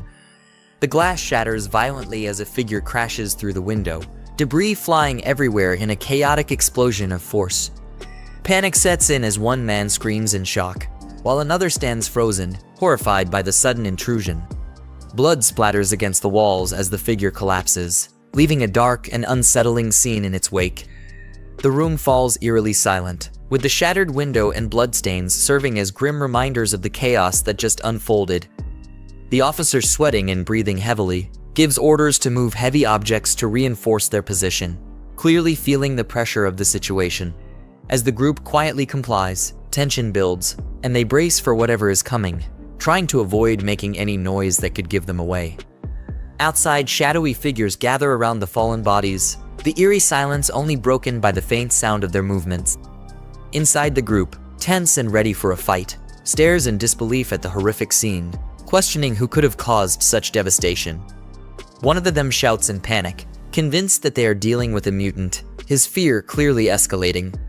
Confused, the other person asks what a mutant is, and the first explains that it's an enhanced version of a zombie, stronger and more agile, just like in comics, novels, and games.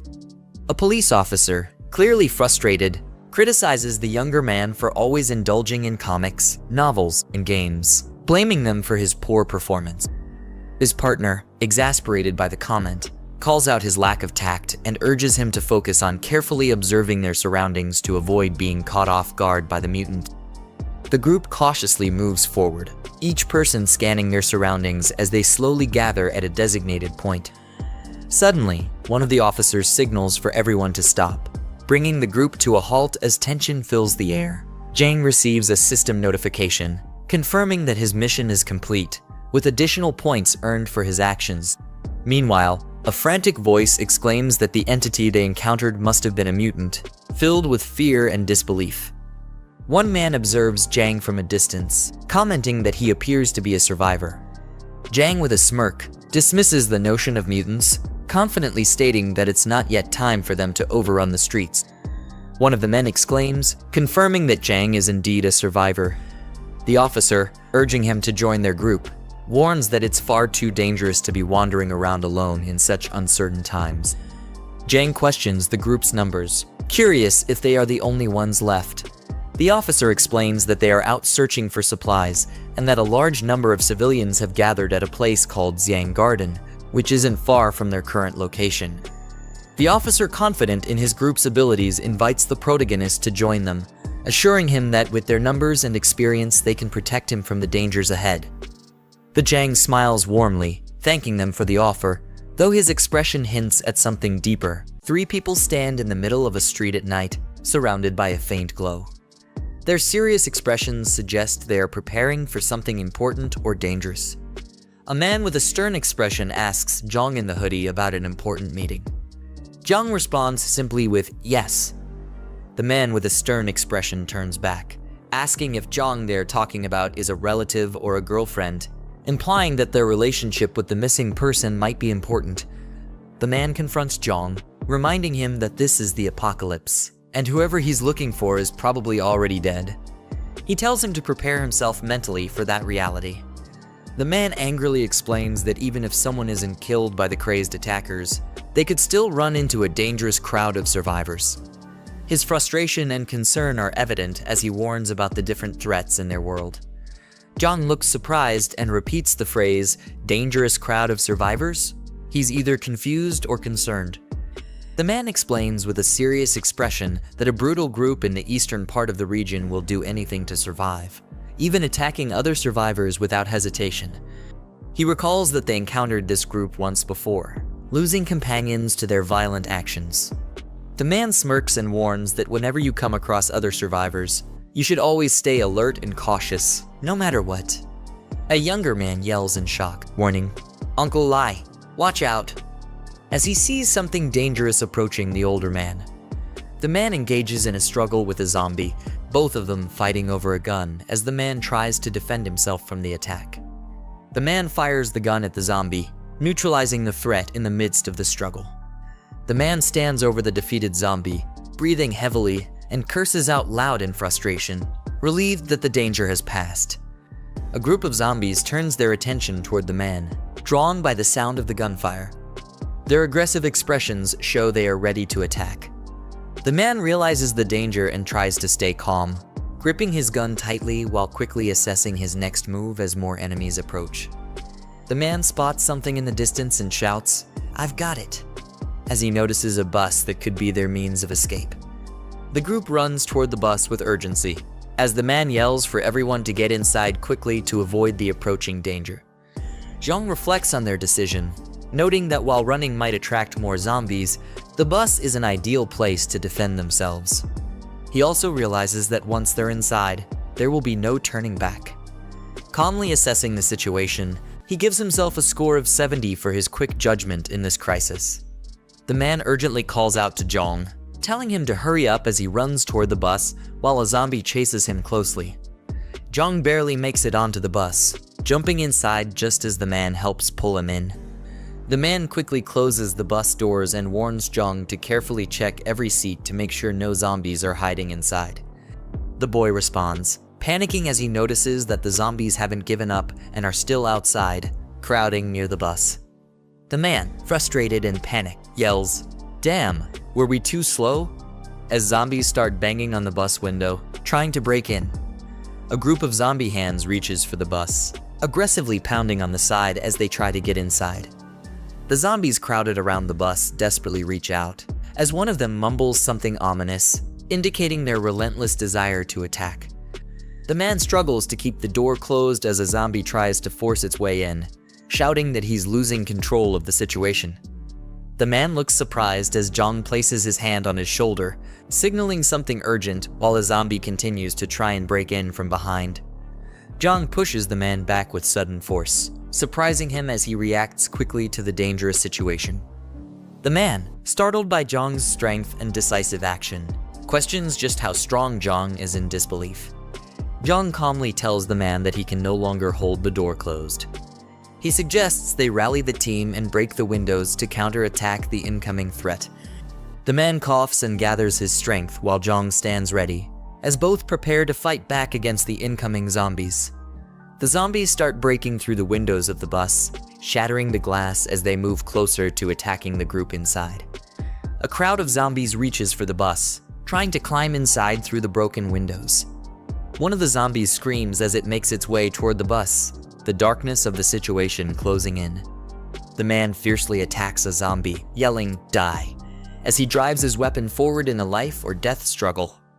A couple of survivors help pull someone inside the bus as the man keeps his gun ready, protecting the group.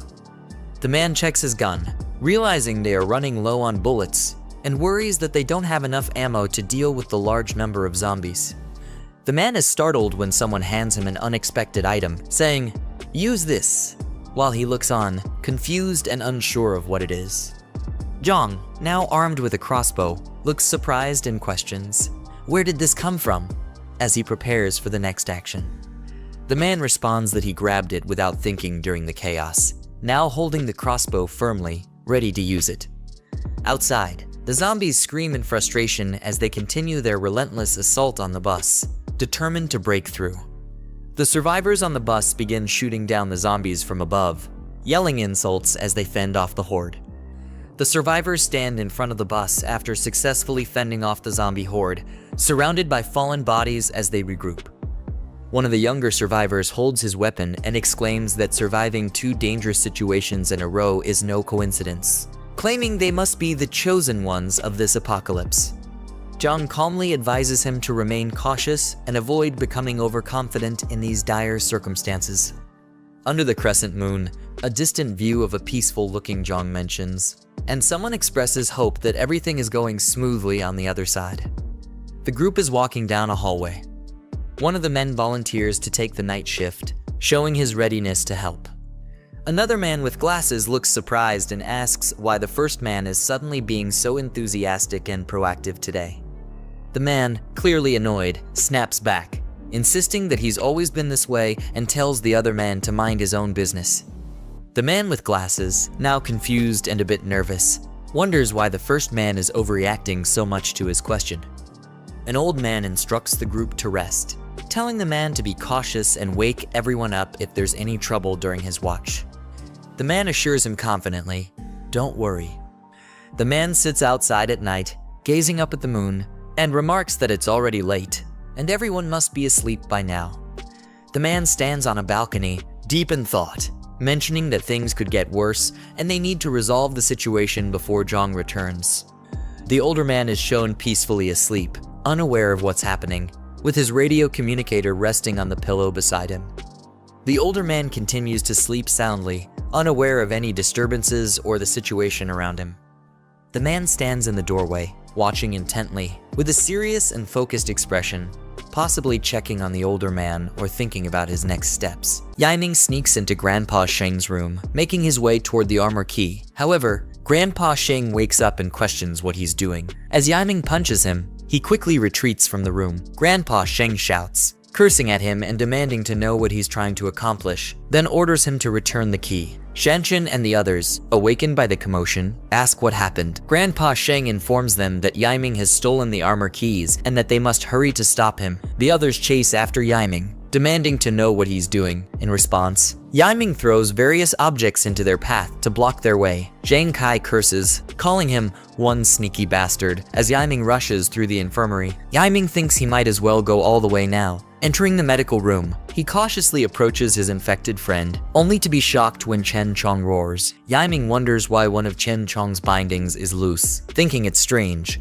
as it had been tightly secured before. He then realizes it's perfect since it saves him the trouble of untying his friend himself. As Jiang Kai and the others arrive near the infirmary, they realize that Yiming let Chen Chong out of the medical room. They question if he understands that he's endangering everyone by doing this. Grandpa Sheng curses, admitting he had never imagined that Yiming could be such a sneaky person and that he'd severely misjudged him. Shanshan anxiously asks what they should do next since all their weapons are locked in the armory. Grandpa Sheng replies that, no matter what, they have to work together to restrain Chen Chong and lock him back in the medical room. He instructs everyone to use the techniques the Mick taught them, warning them to be cautious and not to let Chen Chong bite anyone. With careful coordination, Jiang Kai successfully chokes Chen Chong into submission, and the others restrain him. Jiang Kai confirms that they have him under control, and Grandpa Sheng orders them to tie Chen Chong up securely and return him to the medical room. They push him back into the room and lock the door firmly. Relieved but puzzled by how relatively easy it was to subdue Chen Chong, they speculate that perhaps he was the only threat they'd faced. Grandpa Sheng mutters, frustrated about how much time they've wasted. Meanwhile, Yiming, having already slipped away, emerges from an alley and sarcastically questions who Grandpa Sheng is calling a sneaky bastard. He clarifies that he never found the main stash of weapons and that there was only one weapon in the armory, but he claims it's more than enough to handle them. He aims the gun at them,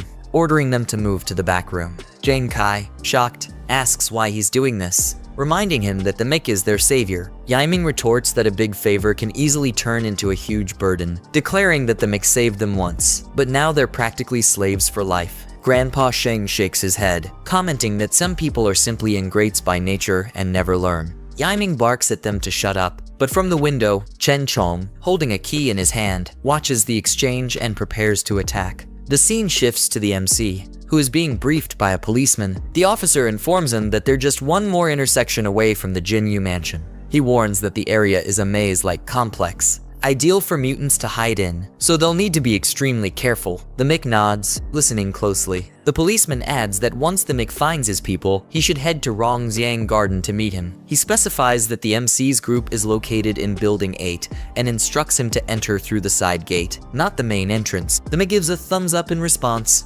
thanking him for the advice. After the Mick departs, someone beside the policeman suggests they should help the MC, pointing out that he saved them earlier. The policeman hesitates, explaining that they have no idea what dangers lie inside the mansion. He emphasizes that if they stumble into a horde of zombies, they'll be doomed. The companion, undeterred, points out that the mech is likely walking straight into danger himself. The policeman shrugs, saying he did his duty by warning the mech about the risks, and that it's a shame since the mech has proven he's quite skilled. Meanwhile, Yang Tao and his ally are strategizing. Noting that the power is out and they have no phone signal, Yang Tao wonders aloud if Zhang managed to complete his task, but ultimately decides it doesn't matter. His lackey grins, saying he's been holding back for far too long and plans to cut loose tonight. Otherwise, he won't be able to sleep. His ally chuckles, agreeing that Zhang is likely dead by now. They agree on their plan to tie up Zhang's wife when they go up, ensuring she won't have a chance to kill herself. They reason that, given the uncertain nature of their lives, they might as well take their opportunities to enjoy what they can while they can. Brother Lot, however, reminds them to be cautious and to make sure the woman survives. Just then, he pauses, noticing something strange. All the zombies downstairs are lying dead. The super henchman opens the door to see what's happening. Meanwhile, he wonders if it's a rescue. Suddenly, he's startled. An extremely fast blade passes through his neck. Before he can react, the man coughs up blood as his head separates from his body. Meanwhile, the men approach Jiang Shen's wife and child. The poor mother orders everyone to leave. Two men smile maliciously. Soon after, one of them says enough and stops, pretending. The woman cries out in despair, "What are you doing? Let him go." Meanwhile, her poor son is pulled away. The wretch slaps her across the face as the boy flies away. The devil on earth states that they are the target. The boy, kneeling, says he will fight with all his might to defend his mother. Suddenly, a man is thrown out the door. The boy reprimands the men and, desperate, yells that they are bad people and asks them to let his mother go, as his father will not forgive them. Suddenly, one of the henchmen, headless, is thrown into the room. The boy screams in fear as he observes the mangled body. The boy continues to be afraid and, staring at a shadow in the doorway, asks, "Who is it?" Then Jiang Ziyang finally appears and asks the boy if Jiang Ziyan is his father. The frightened boy murmurs. The woman despairs and shrinks back. Suddenly, Ling slaps the woman and, furious, yells at her, asking if she's afraid her son will hear. He threatens her, saying that if she doesn't talk, they will have their fun. One of the henchmen says that since there's no sound, he'll go first. He strokes the woman's head as she cries. Then the bedroom door bursts open. One of the henchmen sneeringly comments that the boy has quite a bit of strength. Suddenly, one of their necks is swiftly cut. Ling turns and, looking towards the door, asks why they haven't gotten rid of the boy yet. Then, against all their expectations, one of his henchmen falls in front of them, headless. Lush Zhang wonders what's going on. Then, in the blink of an eye, Jiang Ziyang crushes the wretch's head.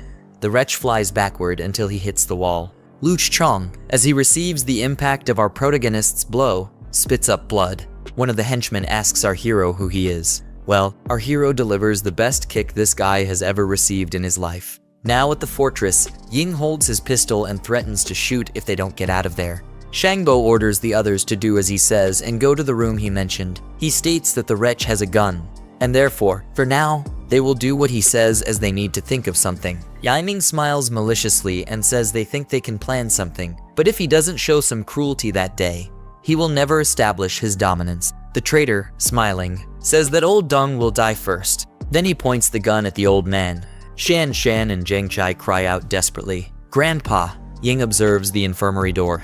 Meanwhile, he asks what that sound was. Surprised, he asks what's happening and how the infirmary was unlocked. The doorknob keeps turning. He wonders who's there. Suddenly, a zombified Chen Chong appears. They wonder if Chen Chong unlocked the door himself, but they state that it's impossible.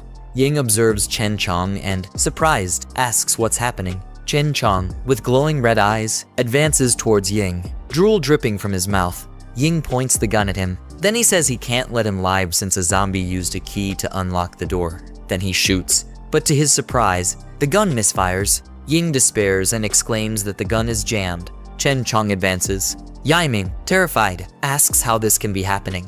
The idiot cries for help as he is chewed on by Chen Chong. Then Chen Chong stands up after tearing Ying apart. Chen Chong carries him away in his own hands. The group wonders what's happening there. Zhangyi states that Chen Chong was so calm moments before. Everyone stares at Chen Chong in astonishment. Shangbo, seeing the absurd amount of blood, puts his hand over his mouth. Then the zombie approaches the doorknob with the key. Suddenly, he throws the key to the group. The key falls in front of them, and the zombie simply returns to the infirmary as if nothing had happened. Everyone looks at each other, dumbfounded. Jiang, in the foreground, wields a gun and opens fire with intense focus as he aims upward. Multiple men scatter and dodge in the background, caught off guard, with one lying dead on the ground. A man, gripping his gun tightly, lets out a loud, intense scream, his eyes wide open as a bullet hits his head, causing him to bleed.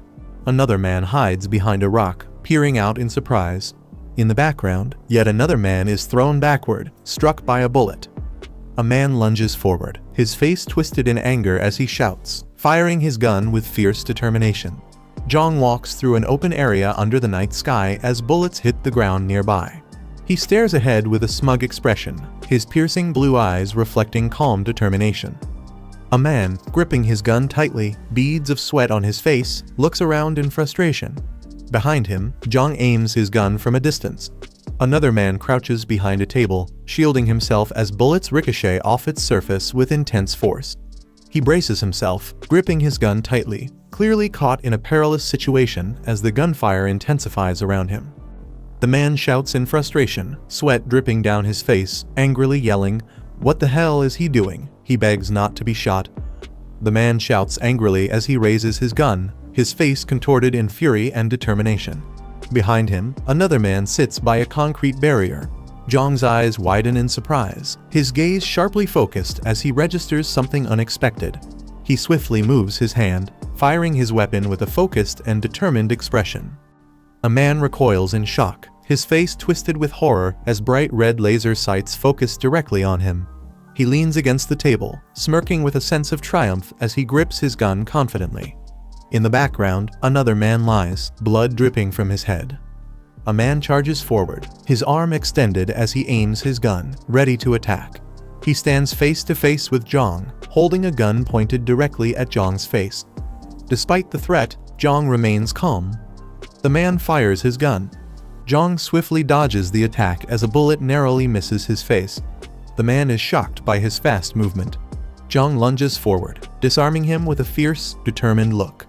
The man is shocked and alarmed, caught off guard by the sudden, powerful move. Jiang brings his face close to his opponent's, staring intensely with unwavering confidence as he holds the gun firmly against him. The man is shocked, sweat dripping down his face. Jiang delivers a final shot with his gun. The man's face contorts in pain, his mouth open in a scream, blood dripping from his head. After the intense struggle, Jiang stands over his defeated opponent, who lies sprawled on the ground, motionless. With his gun slung over his back, Jiang gazes down. He kneels beside the fallen body, searching for anything useful. Later, Jiang enters a building, confidently walking into a dimly lit room framed by the open doorway behind him. 4 armed men stand on either side, preparing for an attack. He glances to the side with a piercing gaze, his expression calm yet filled with resolve. His intense blue eyes convey quiet confidence. Jiang stands calmly at the center as the armed men charge toward him from all directions, weapons raised in attack. Without wasting any time, he kills all of them. He stands with his back to the fallen bodies scattered around him, his posture calm and commanding as he addresses the group ahead. One of the dead men lies on the floor, blood dripping from his face. Jiang smiles calmly as a child excitedly compliments him, clearly impressed by his bravery and skill. Around them, the mother and police officers are shocked by the aftermath of his confrontation. A system window pops up, showing him a new mission with clear objectives. He reads the requirement to rescue 5 survivors, with a reward of 25 points upon completion. Jiang stands beside the officer and a child, all staring down at the defeated man on the floor. Surprised, he questions the identity of these fallen individuals. The officer, visibly tense with a drop of sweat on his face, explains about the Emerald Mountain area. Jiang listens intently, his gaze sharp and serious as he absorbs the information about the location south of the city. The officer calls out to Liu Kao and Chen Jai, who approach him wearing yellow uniforms with determined expressions. As they arrive, they acknowledge the guard, ready to discuss the situation regarding Emerald Mountain with Jiang. One of the men explains to Jiang that a sinister group, equipped with resources and weapons, controls the Emerald Mountain area. They mention that nearly all survivors from the southern part of the city have been drawn into this group's influence. Jiang stands silently in front of Liu Kao and Chen Jai.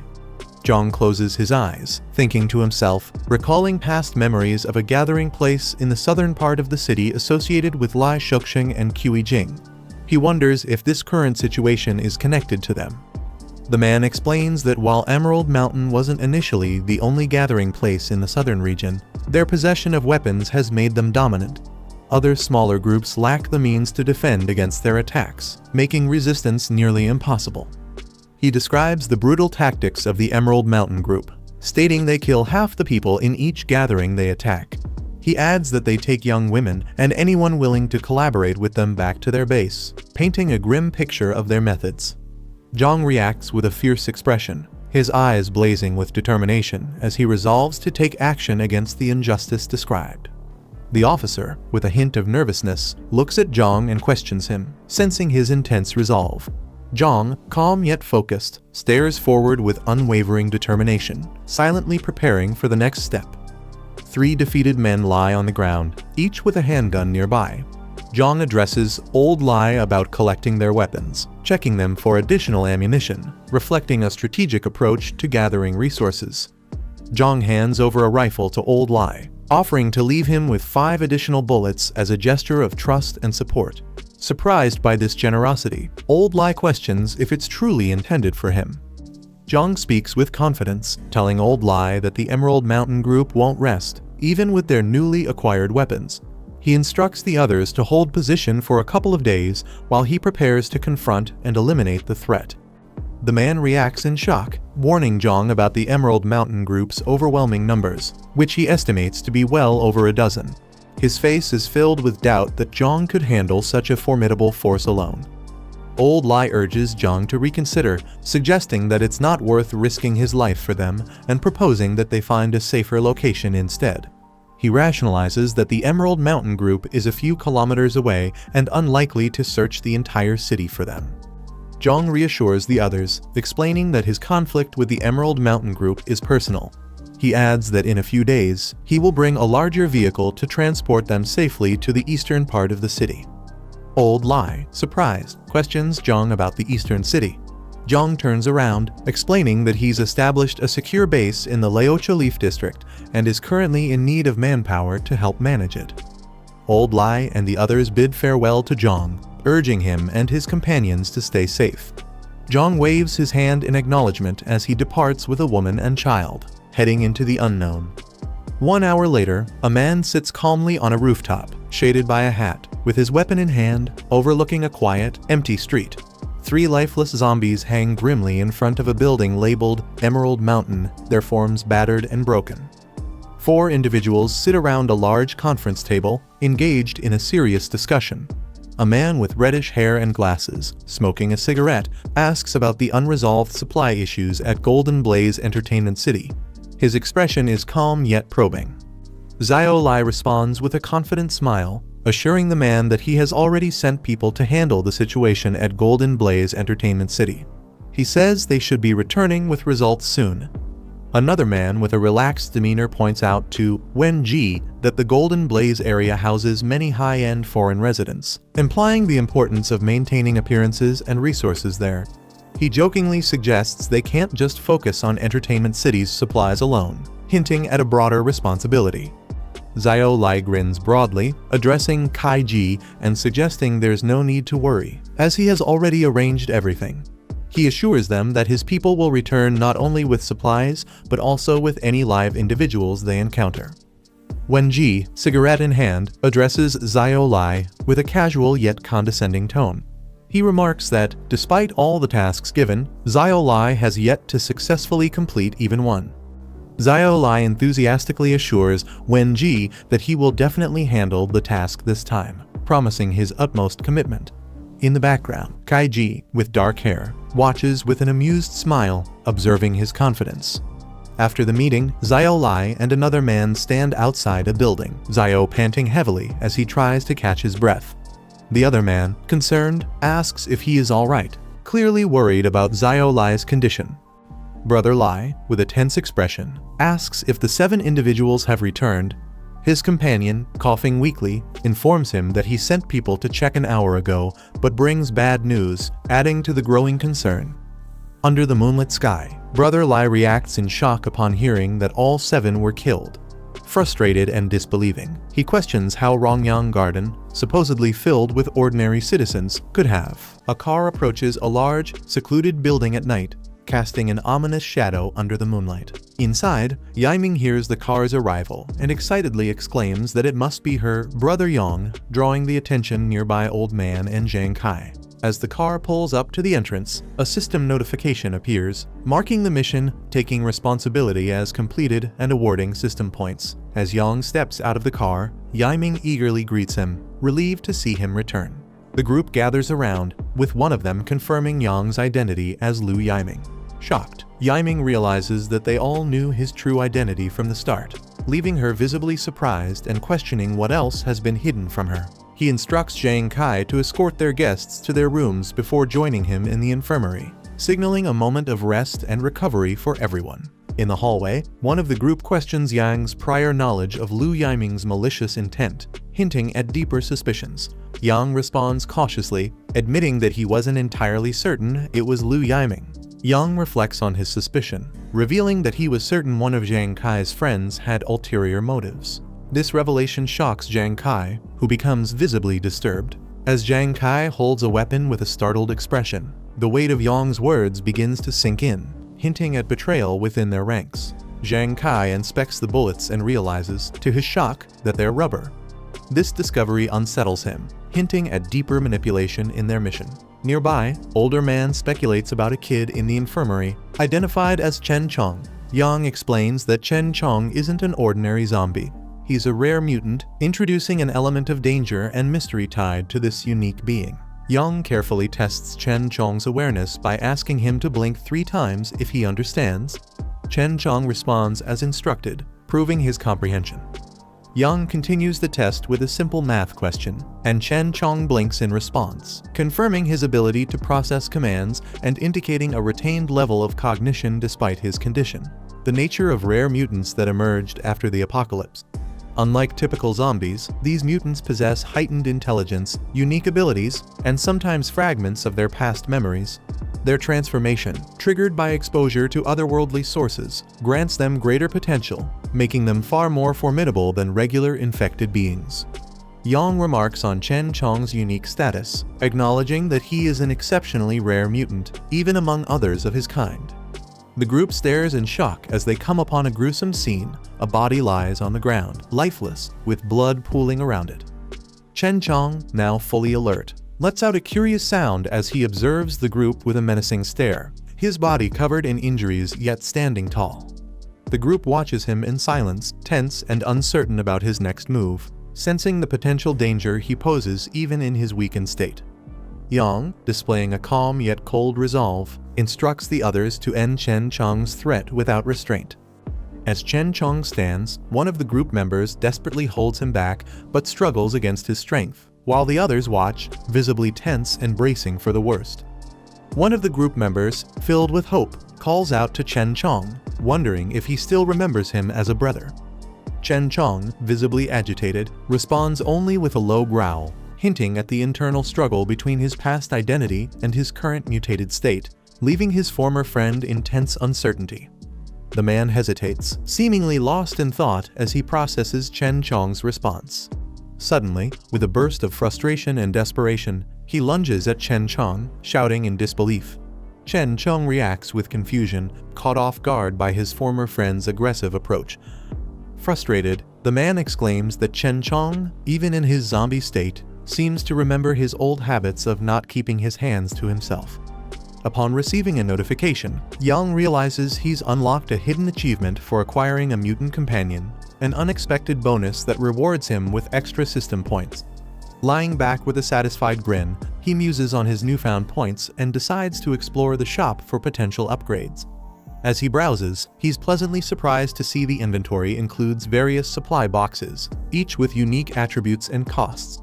His eyes widen in astonishment when he spots a level 2 supply box, a rarity he's never encountered before. This discovery excites him, knowing that such a high-tier item could provide him with substantial resources or gear, likely giving him a considerable edge in his journey ahead. Enthusiastic about this fortuitous upgrade, he contemplates his next steps, eager to maximize the potential of his newly acquired achievement and resources. Yang examines the high-priced level 2 supply box, realizing that at 50 points, it's a significant investment, one he isn't quite ready to make yet. Deciding to be cautious with his resources, he opts to redeem the more affordable level 1 boxes first to conserve space and points. He selects the Lifesaver and Armed Deterrent supply boxes, each costing only 5 points. As he successfully redeems them, his remaining points decrease, but he feels reassured by his wise choice. The items materialize, their glow filling the room, hinting at the potential advantages they'll provide. Satisfied with his decision, Yang prepares to inspect his new gear, knowing that every resource counts as he advances in his unpredictable journey. Yang opens the Lifesaver and Armed Deterrent supply boxes, eagerly examining their contents. The Lifesaver box provides an interdimensional infection blocker, capable of preventing otherworldly infections but unable to reverse completed mutations, a potentially life-saving tool in their world.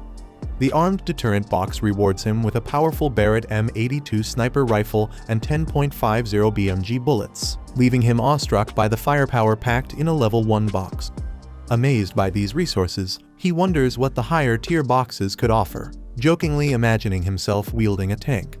As he contemplates the infection blocker's potential, especially for those on the brink of turning into zombies, his determination strengthens. Motivated to open the coveted level 2 box, he checks his ongoing mission to recruit survivors from Rongxiang Garden, a task that promises 25 points upon completion. With renewed focus, Yang resolves to finish the mission the next day, excited by the thought of unlocking even greater rewards that could significantly boost his chances of survival in the harsh world he inhabits. In the quiet of the night, a helicopter flies over the high walls of a secure facility. As morning breaks, a group of individuals gathers in the open courtyard of a heavily fortified building under the clear blue sky. Yang addresses the group with a strict directive, emphasizing that everyone must dedicate at least an hour each day to shooting practice. This commitment to skill building is evident as they line up with determination, each member focused on honing their aim. Their collective shots strike various targets, creating bursts of impact, symbolizing their unity and resolve to survive and protect each other in the challenging days ahead. Yang instructs Sheng to coordinate with Jiang Kai to prepare additional rooms, anticipating the arrival of more survivors from Rongxiang Garden, whom he plans to bring back later. Uncle Sheng assures Yang of their readiness, expressing confidence in managing the base. Turning to Chen Chong, Yang commands him to follow, signaling that he has a crucial role in the upcoming mission, as Chen Chong emits a low growl, indicating his compliance yet retaining his primal, mutated nature. As Yang and Chen Chong make their way down an empty highway, their vehicle attracts a flock of cawing crows, adding an eerie atmosphere to their journey. They soon stop and step out, only to encounter an individual sprawled on the ground, seemingly thrown or fallen with a loud thud. Yang and Chen Chong stand over him, observing the situation. Inside the bus, a zombie growls at Yang with a menacing posture, its hands reaching out aggressively. Yang remains unfazed, his gaze steady as he assesses the situation. Meanwhile, Chen Chong takes action outside the bus, tossing other threats to the ground with ease, displaying his own formidable strength. A group eagerly waits outside a large building, one member impatiently questioning the delay. Suddenly, someone spots the approaching vehicle, and excitement ripples through the group as they shout for Boss Lai to get ready. Boss Lai, visibly frustrated, clutches a cigarette and angrily asserts his disbelief that Rongxiang Garden cannot be taken down, especially with the large number of men at his disposal. With a powerful command, "Let's go!" Boss Lai's vehicle speeds forward, launching over a ramp as his team holds on, ready for the imminent assault. The zombie surrounds a fallen girl on the street, as a more zombies stands nearby, observing. One of the zombies suddenly turns its head sharply, its eyes wide and filled with an inhuman hunger. Its gaping mouth twitches, emitting a low growl, drawing the attention of the others as their bodies jerk unnaturally. Without warning, the zombies are violently flung into the air, crashing against the truck. The force scatters them, their lifeless bodies colliding with the vehicle, leaving behind deep dents and broken glass. The chaos spills onto the highway as a speeding bus swerves desperately to avoid the carnage. A towering apartment building. Inside one of the apartments, the group sits in a circle, their expressions weary yet alert. They exchange hurried whispers while eating, trying to plan their next steps as sunlight streams through the windows. The young man suddenly perks up, his face lighting up with excitement as he hears the sound of a vehicle outside. He exclaims that it must be someone coming to rescue them, while the others exchange skeptical, wary glances. The officer holding a rifle gestures for everyone to stay silent. He insists on checking the situation himself before anyone makes a move, his calm but firm demeanor keeping the group from acting recklessly. He peers cautiously out of the window, sweat dripping down his face as he scans the quiet street below. Outside, a group of armed men gather near a pickup truck, checking their weapons. They point toward the tall apartment building, identifying it as their next target, their intentions clear from their sharp movements and loaded guns. Brother Lai, commanding presence, shouts orders to his group, urging them to move quickly. The soldiers respond immediately, gripping their weapons tightly as they prepare for an assault. Back inside, the officer realizes the intruders aren't friendly. His face hardens as he declares their true identity, a gang of ruthless looters from a nearby settlement. His warning silences the room as fear spreads among the survivors. One man smirks confidently, pointing out that they now have firearms to fight back against the invaders. The officer steps forward, formulating a quick strategy to deal with the approaching threat. He insists that everyone take their assigned positions, while he prepares to head to the rooftop for a better vantage point. The invaders move closer, their vantage point allowing them to scope the building. One of them points out the distance, ensuring they are just within range to strike their targets effectively. With a commanding gesture, Brother Lai raises his firearm, signaling the group to prepare for an assault. The team aligns behind him, their faces devoid of hesitation as they aim their weapons at the building. Inside the apartment, the survivors spot the attackers from the window. Shouting in alarm, they quickly duck, narrowly avoiding the barrage of bullets that rains down on their position. The gunfire echoes through the air as the invaders unleash a relentless volley, shattering windows and tearing through walls. Their precision and firepower force the survivors into a desperate scramble for cover. The man invaders charges ahead, shouting commands as he dodges the shattered glass. His determination is evident as he leads the offensive, undeterred by the chaos around him. Moments later, he halts and issues new orders. He instructs his team to surround the building, warning them to fire at anyone who dares to show themselves. Standing in front of his crew, he raises a megaphone, preparing to deliver a chilling ultimatum to the survivors. As the leader speaks through the megaphone, a sudden gunshot pierces the air, striking one of his men in the head. The group is caught off guard, panic spreading as they realize they're under fire. Chaos ensues as one of the attackers collapses to the ground, his weapon falling from his hand. Brother Lai and his subordinates react quickly, scanning their surroundings for the sniper. Another shot rings out, hitting Brother Lai in the leg, and he stumbles backward in agony. His cries echo through the courtyard, urging his team to find cover as the sniper continues their assault. The officer retreat, their weapons still drawn, while the survivors inside the building press their advantage. The security guard at the window reloads his rifle, taking aim again with steady determination. Frustrated, Brother Lai growls in anger, realizing their intel underestimated the survivors' firepower. He clenches his teeth, vowing not to retreat even as his men waver in the face of heavy resistance. From a nearby alley, one of the invaders whispers to their leader, suggesting they retreat. Brother Lai reluctantly agrees, signaling his team to pull back while vowing to return with greater force. One of the invaders panics and begins running ahead, shouting in fear. The leader yells at him to wait for the signal. Moments later, the runner is struck by gunfire, collapsing lifelessly onto the pavement. His abrupt fall serves as a grim warning to the others as they hesitate, caught between fear and loyalty. Brother Lai clenches his fists in frustration and shouts to rally his group. He demands that everyone charge together on his count. With his signal, the group rushes forward, their movements chaotic yet determined.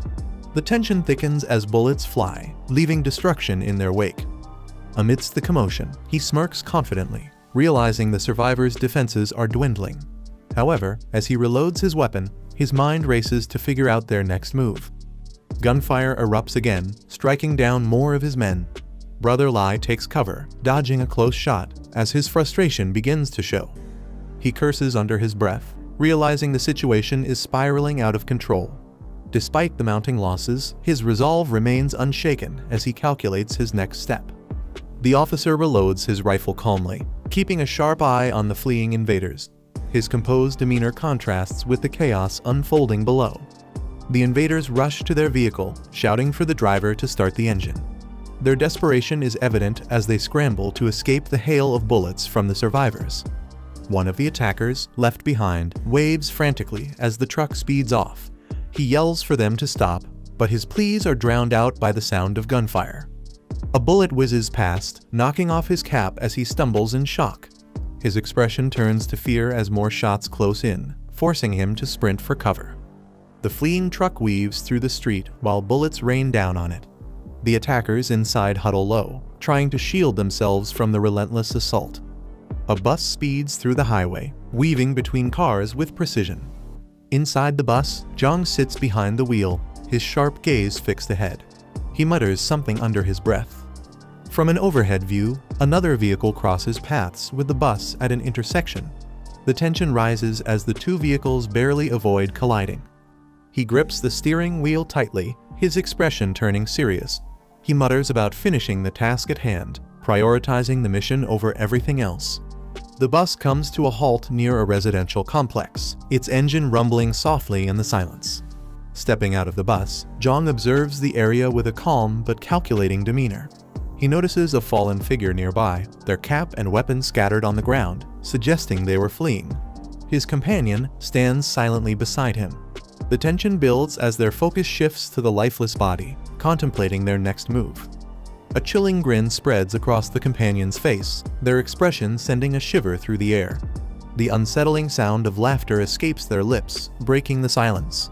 Jiang smirks and teasingly asks his companion if he wants to eat. With a devilish grin, he permits his companion to feed, remarking that it's better than letting others take advantage of them later. The companion's eyes glow menacingly, his expression twisted with hunger and anticipation. He casually instructs his companion to meet him at the base of Building 8 after finishing the task. The companion lunges at the lifeless body on the ground, ready to devour it. He calmly enjoys his meal. Jiang stands in the courtyard, two bodies sprawled on the ground near him. He comments that Lai Hongli was ruthless in the killings. Above, the kid peers out of a broken window, calling out in shock and recognition, "Brother Jiang," as Jiang turning his head slightly as the voice continues to echo from the balcony. The group approaches the Jiang, with officer calling out to Jiang and asking if he had defeated all the enemies. He man confidently claims credit, saying it was thanks to the rifle Jiang provided and boasting about his skills as a retired marksman. Suddenly, a loud roar echoes through the area, startling the group as they turn toward the noise. A zombie approaches the group, their steps deliberate and heavy. Jiang's zombie friend twists into a grotesque expression, his veins bulging as he snarls. The group reacts immediately, with officer shouting a warning about zombies while raising his rifle, readying for action. Panic spreads as the threat becomes clear. Jiang steps forward, holding a broken weapon and telling the group to relax, assuring them the approaching friend is one of theirs. The officer questions his statement, nervously eyeing the snarling man. He calmly directs his friend to another body nearby, instructing it to eat. The zombie roars in response, drawing all attention toward it. The officer, sweating nervously, asks Jiang if he can communicate with zombies. Jiang, remaining calm, explains that the zombie isn't ordinary and assures them it's complicated. He directs the group to get on the bus, promising to explain further. As they prepare to leave, Jiang tells the zombie to finish eating quickly and join them back at the bus. The creature gives a faint gesture in acknowledgement while continuing to feed. The zombie adjusts a muzzle over its face, securing it tightly. It then approaches the bus where the group is waiting. The kid, gripping a pole nervously, remarks in disbelief about the zombie's act of muzzling itself, his voice filled with both shock and confusion. Jiang comments on the muzzle remark, cautiously warned that the zombie might retaliate if it overhears. Amused, Jiang reassures him, encouraging the comment. The zombie steps onto the bus as the doors close, and the vehicle pulls away, leaving the city behind as the group watches from inside. The officer notices the bus tilting slightly, his expression shifting to concern. Meanwhile, the zombie begins to make slurred, broken sounds as it tries to communicate. Jiang turns to it in surprise, questioning if it can now talk. The zombie continues attempting to articulate words, albeit clumsily, leaving the group astonished. He observes that after consuming 6 corpses, Chen Chang, the zombie, seems to have started evolving. Determined to use this growth, he declares they must return to the settlement quickly to convert these advancements into strength. The bus speeds down the road as the passengers brace themselves, still amazed at the reality of traveling with a functioning zombie. Meanwhile, a man berates Brother Lai for failing a mission, criticizing his incompetence in front of others at a meeting table. Brother Lai, sweating profusely, tries to defend himself, explaining to Boss Lin that the opponents had automatic rifles. Lin dismisses the excuse, questioning the plausibility of small-town cops wielding such advanced weaponry and accusing the man of lying. Brother Lai insists on his claim, pleading for someone to verify the truth of his statement. One of the men suddenly strikes the Brother Lai, sending him sprawling to the ground. He clutches his arm in pain, gritting his teeth as he tries to recover. The man glares at him, muttering that he's been fed up with this useless idiot for a long time. The man suggests exploiting the heavy losses suffered by their rival, telling at an opportunity to seize control. Another man smirks, accusing him of being more interested in the woman accompanying their rival.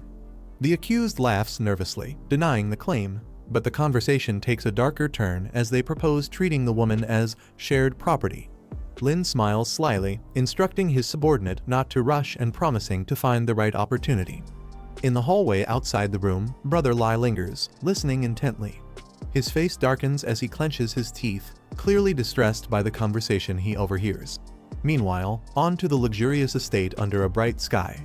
Inside, Brother Lai angrily kicks over a chair, cursing in frustration. Kai Jing, startled, asks what's wrong. But he brushes off her concern, hastily instructing her to pack her belongings as they need to leave immediately. Despite his agitation, she tries to calm him with a reassuring.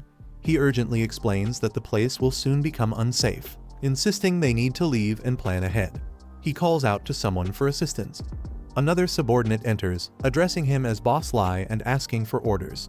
Brother Lai commands him to gather the remaining members, preparing for a crucial action to take place at midnight. Kijing stands quietly in the background, listening intently.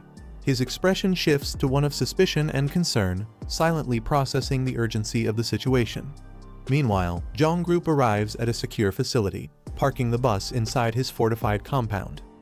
One of the group members steps out and looks around in awe, exclaiming that the location is truly a doomsday fortress, marveling at its defensive setup. Jiang checks his mission status, noting the completion of the survivor recruitment task and an exceeded target, earning bonus points.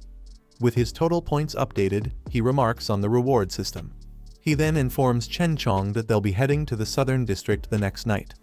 The officer questions the reason for the trip. His curiosity piqued as Jiang remains confident and composed. Then he smirks, explaining that he has unresolved grudges to settle with the people at Bichui Mountain Villa.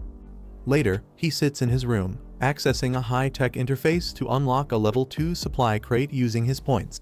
He eagerly selects the crate, acknowledging it as his first level 2 upgrade, ready to discover its contents. He redeems the level 2 high-tech supply crate, deducting 50 points and leaving him with 16 points. Swirling energy surrounds him as the crate begins to unlock.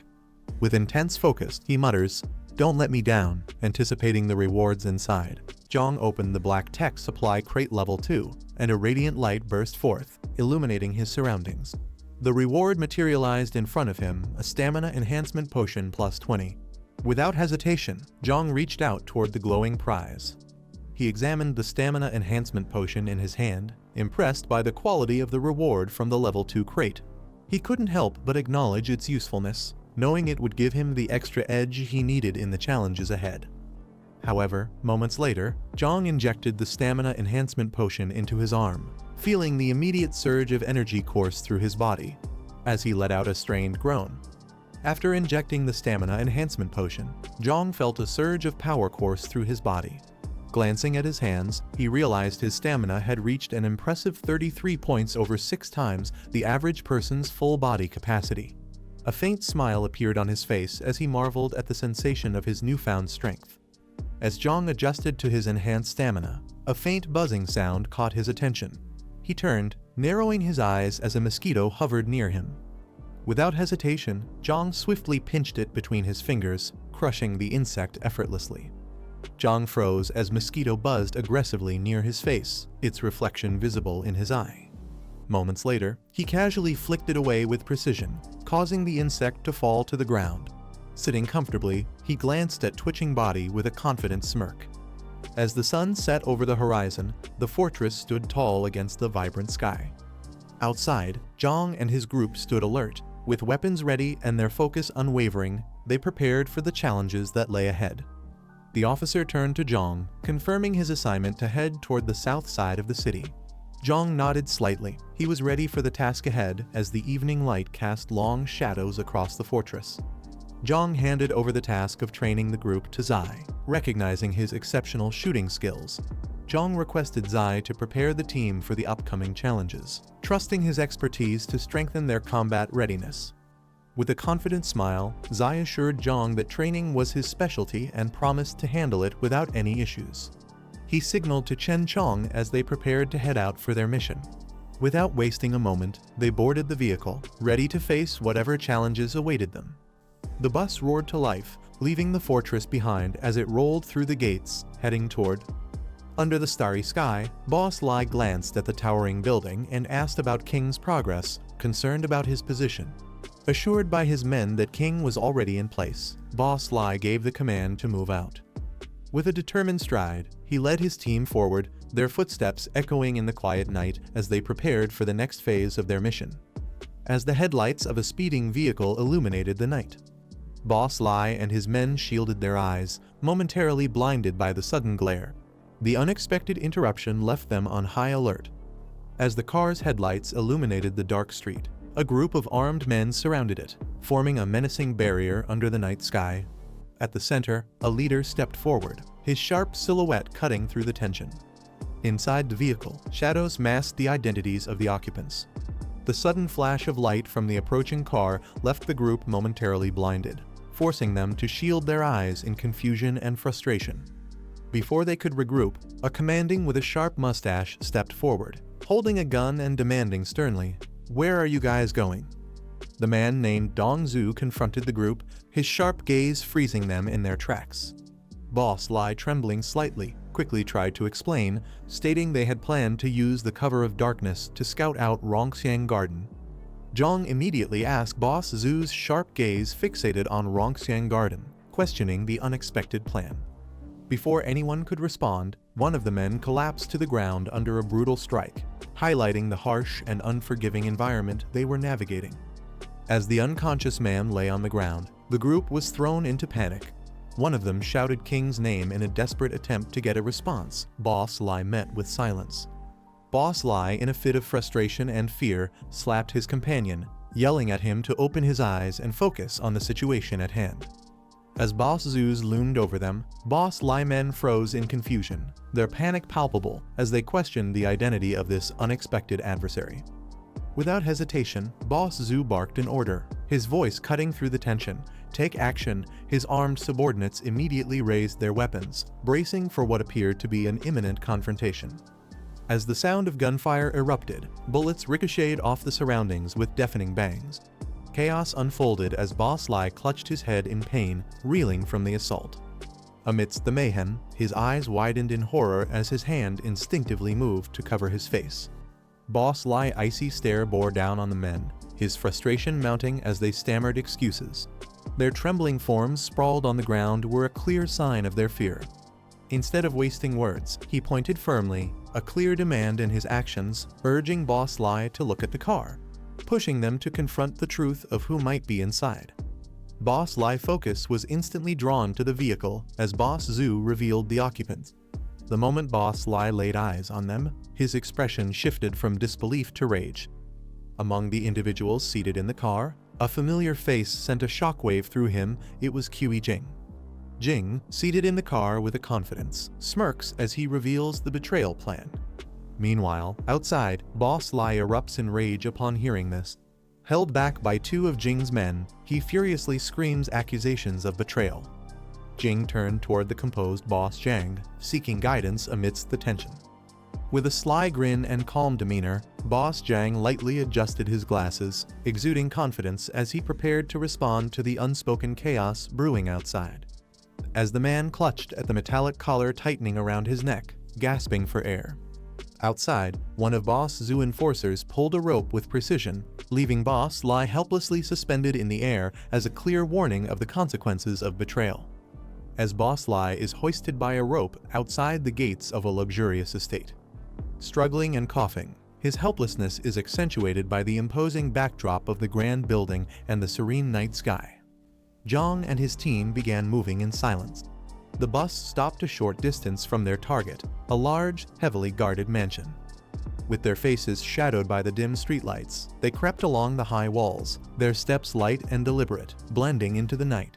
Each step brought them closer to their objective, with Jiang signaling for caution as they neared the mansion's side gate. As Jiang and his companion quietly advanced along the dimly lit street, they suddenly noticed Boss Lai towering over them. Jiang, sensing the tension, subtly raised his hand, his eyes narrowing in silent anticipation. As Boss Lai hung there gasping, his body shaking with fear and humiliation, Jiang stood beneath him, his cold eyes gleaming. Jiang looked up at Boss Lai with an air of dominance. With a dismissive flick of his fingers, A sharp sound echoed the signal for the release. The tightly bound rope gave way with a sudden snap, the tension unleashing as Zhu's body plummeted to the ground. Jiang watches coldly as Boss Lai collapses onto the ground. Walking forward, Jiang kneels down, gripping Boss Lai hair firmly and lifting his head. With an icy glare and a slight smirk, he leans closer. On the other side, inside the dimly lit room, shadows on the window reveal a laughter and intimate moments. The woman, provocatively and tied to the bed, expresses frustration, demanding to be untied. The man leans close to the woman, suggesting this scenario is a playful reward. He coughed as he adjusted his pants, his ears catching an unfamiliar noise. "What's that sound?" he muttered. Approaching the window, he looked out. His grip on the window frame tightened, but he said nothing, his silence speaking volumes. Jiang is startled as he notices something unusual in outside before him, his expression change with confusion. Suddenly, loud gunfire echoes through the hallway. Two men are down, their pistols lying on the ground, smoke still rising from the barrels. As rapid knocking reverberates through the closed door, indicating someone outside, Jiang's gaze sharpens as he turns his focus toward the noise. Jiang and Jiang are caught off guard as Jiang suddenly leaps into the room, wielding a weapon. Jiang, clearly alarmed, questions the unexpected intrusion. Jiang's cold, focused gaze makes the tension in the room escalate. Before Jiang can fully react, Jiang closes the distance, pressing a blade against his neck, forcing him into silence. Jiang tightens his grip, pressing the blade closer to Jiang's neck, forcing him to freeze. Jiang gulps nervously, unsure of how to react. In a swift motion, Jiang throws him to the ground, leaving him stunned. Before anyone can intervene, Jiang leaps toward Jiang, effortlessly knocking him down. The others in the room are shocked. Jiang angrily shouts at Jiang, demanding to know who he is, while Kai Cheng recognizes him, calling out his name in disbelief. Jiang charges forward, throwing his knife with deadly precision. Jiang tries to dodge but is struck, coughing in pain as he collapses. Chaos erupts as Kai Cheng screams in agony, Jiang collapsing to the bed after being fatally wounded. Kai Cheng nervously addresses Jiang, asking what he wants. Jiang smirks, mocking the situation and sarcastically commenting on their predicament. He then taunts them further, mentioning how someone named Lai Shuxing would react if he saw them in this state. Jiang's leave the room as he moves toward the door. Kai Cheng panics as Jiang mentions Lai Shuxing as she repeats the name. Suddenly, Brother Lai roaring with rage. Jiang steps back calmly, letting the chaos unfold. He lunges toward Kai Cheng, his massive hand reaching for her as she freezes in fear, tears streaming down her face. Kai Cheng cries out in desperation, begging Brother Lai for forgiveness as his attack intensifies. Her voice fades into screams as blood splatters across the room. Moments later, the entire space falls silent. Jiang, unfazed, silently observes as he closes the door behind him. Jiang coldly orders Chen Cheng to consume the corpses, pointing at the lifeless bodies around them. Chen Cheng hesitates, responding reluctantly that he could manage one at most. Jiang glances back and questioning as he evaluates the hesitation. Jiang adjusts his earpiece, listening intently as he observes the situation around him. The scene shifts to various survivors taking shelter in darkened corners, their faces filled with exhaustion and fear. Some sit silently behind barricaded doors, while others linger near staircases, staying alert for any signs of danger. The chef stands silently, gripping a knife. A man nearby gleefully picks out a child, calling her soft and tender, while the terrified girl cries out in fear. The chef, however, dismisses the choice, coldly stating the child is too skinny, his detached demeanor sending chills through the room as the tension rises. The chef coldly assesses the crowd and selects a child, pointing them out as the next victim. "This one's fat," he remarks, ignoring the desperate cries of the child's family. The child clings to their mother, but the chef pulls them away with a firm grip. When the mother tries to intervene, The chef strikes her down without hesitation, sending her crashing to the ground as her child screams for her. The mother collapses to the ground, pleading desperately for her son's life. Tears stream down her face as she begs for mercy, her voice trembling with fear. The crowd watches in silence, some averting their eyes, unable to help. The chef and his accomplice stand coldly, unmoved by her cries. A loud noise startles the group as someone yells, "Who's there?" One of the men exclaims in alarm, questioning who could still have such a weapon. The chef nervously replies that only the boss possesses one. Meanwhile, the mother clutches her son tightly, relief washing over her as she checks if he's unharmed. The room grows tense as the group aims their weapons at the door, unsure of what's coming. One of the men is ordered to check the situation. Hesitant and clearly nervous, he protests, but the command to move quickly shuts him down. With his gun in hand, he cautiously approaches the door, sweat dripping. As the man approaches the door, Chen Chong bursts through, grabbing him by the neck with inhuman strength. He lets out a startled cry before being thrown violently across the room. The others immediately recognize the threat, shouting, "It's a zombie," and opening fire in a panic. Gunfire erupts as the group shoots at the door, trying to fend off the threat. Shouts of "Over there" and "Careful" echo through the room. Suddenly, Chen Chong bursts through the barricade with a deafening roar, shattering the door and lunging forward with terrifying speed. The group struggles to react as the relentless attack begins. He lunges at the chef, who panics and tries to defend himself with his knife. Before he can react, Chen Chong grabs his face with a grip, silencing his screams. The force of the attack sends the chef flying across the room, shocking everyone as they scramble to avoid the chaos. The zombie rushes forward with incredible speed, knocking over everything in its path. Screams echo as people cry for help, their panic filling the night. Inside, the survivors watch in confusion as Chen Chong stands amidst the chaos. One whispers in disbelief, "It's not killing us." The survivors are baffled by Chen Chong's behavior, questioning what's different about it. Jiang casually praises Chen Chong, calling it Brother Chong, and remarks how fast it is despite its restraints. He even adds that it looks cooler this way, leaving everyone even more confused about his connection to the Chen Chong. This is the end of the video. If you guys want to see the next part, then don't forget to subscribe and like the video.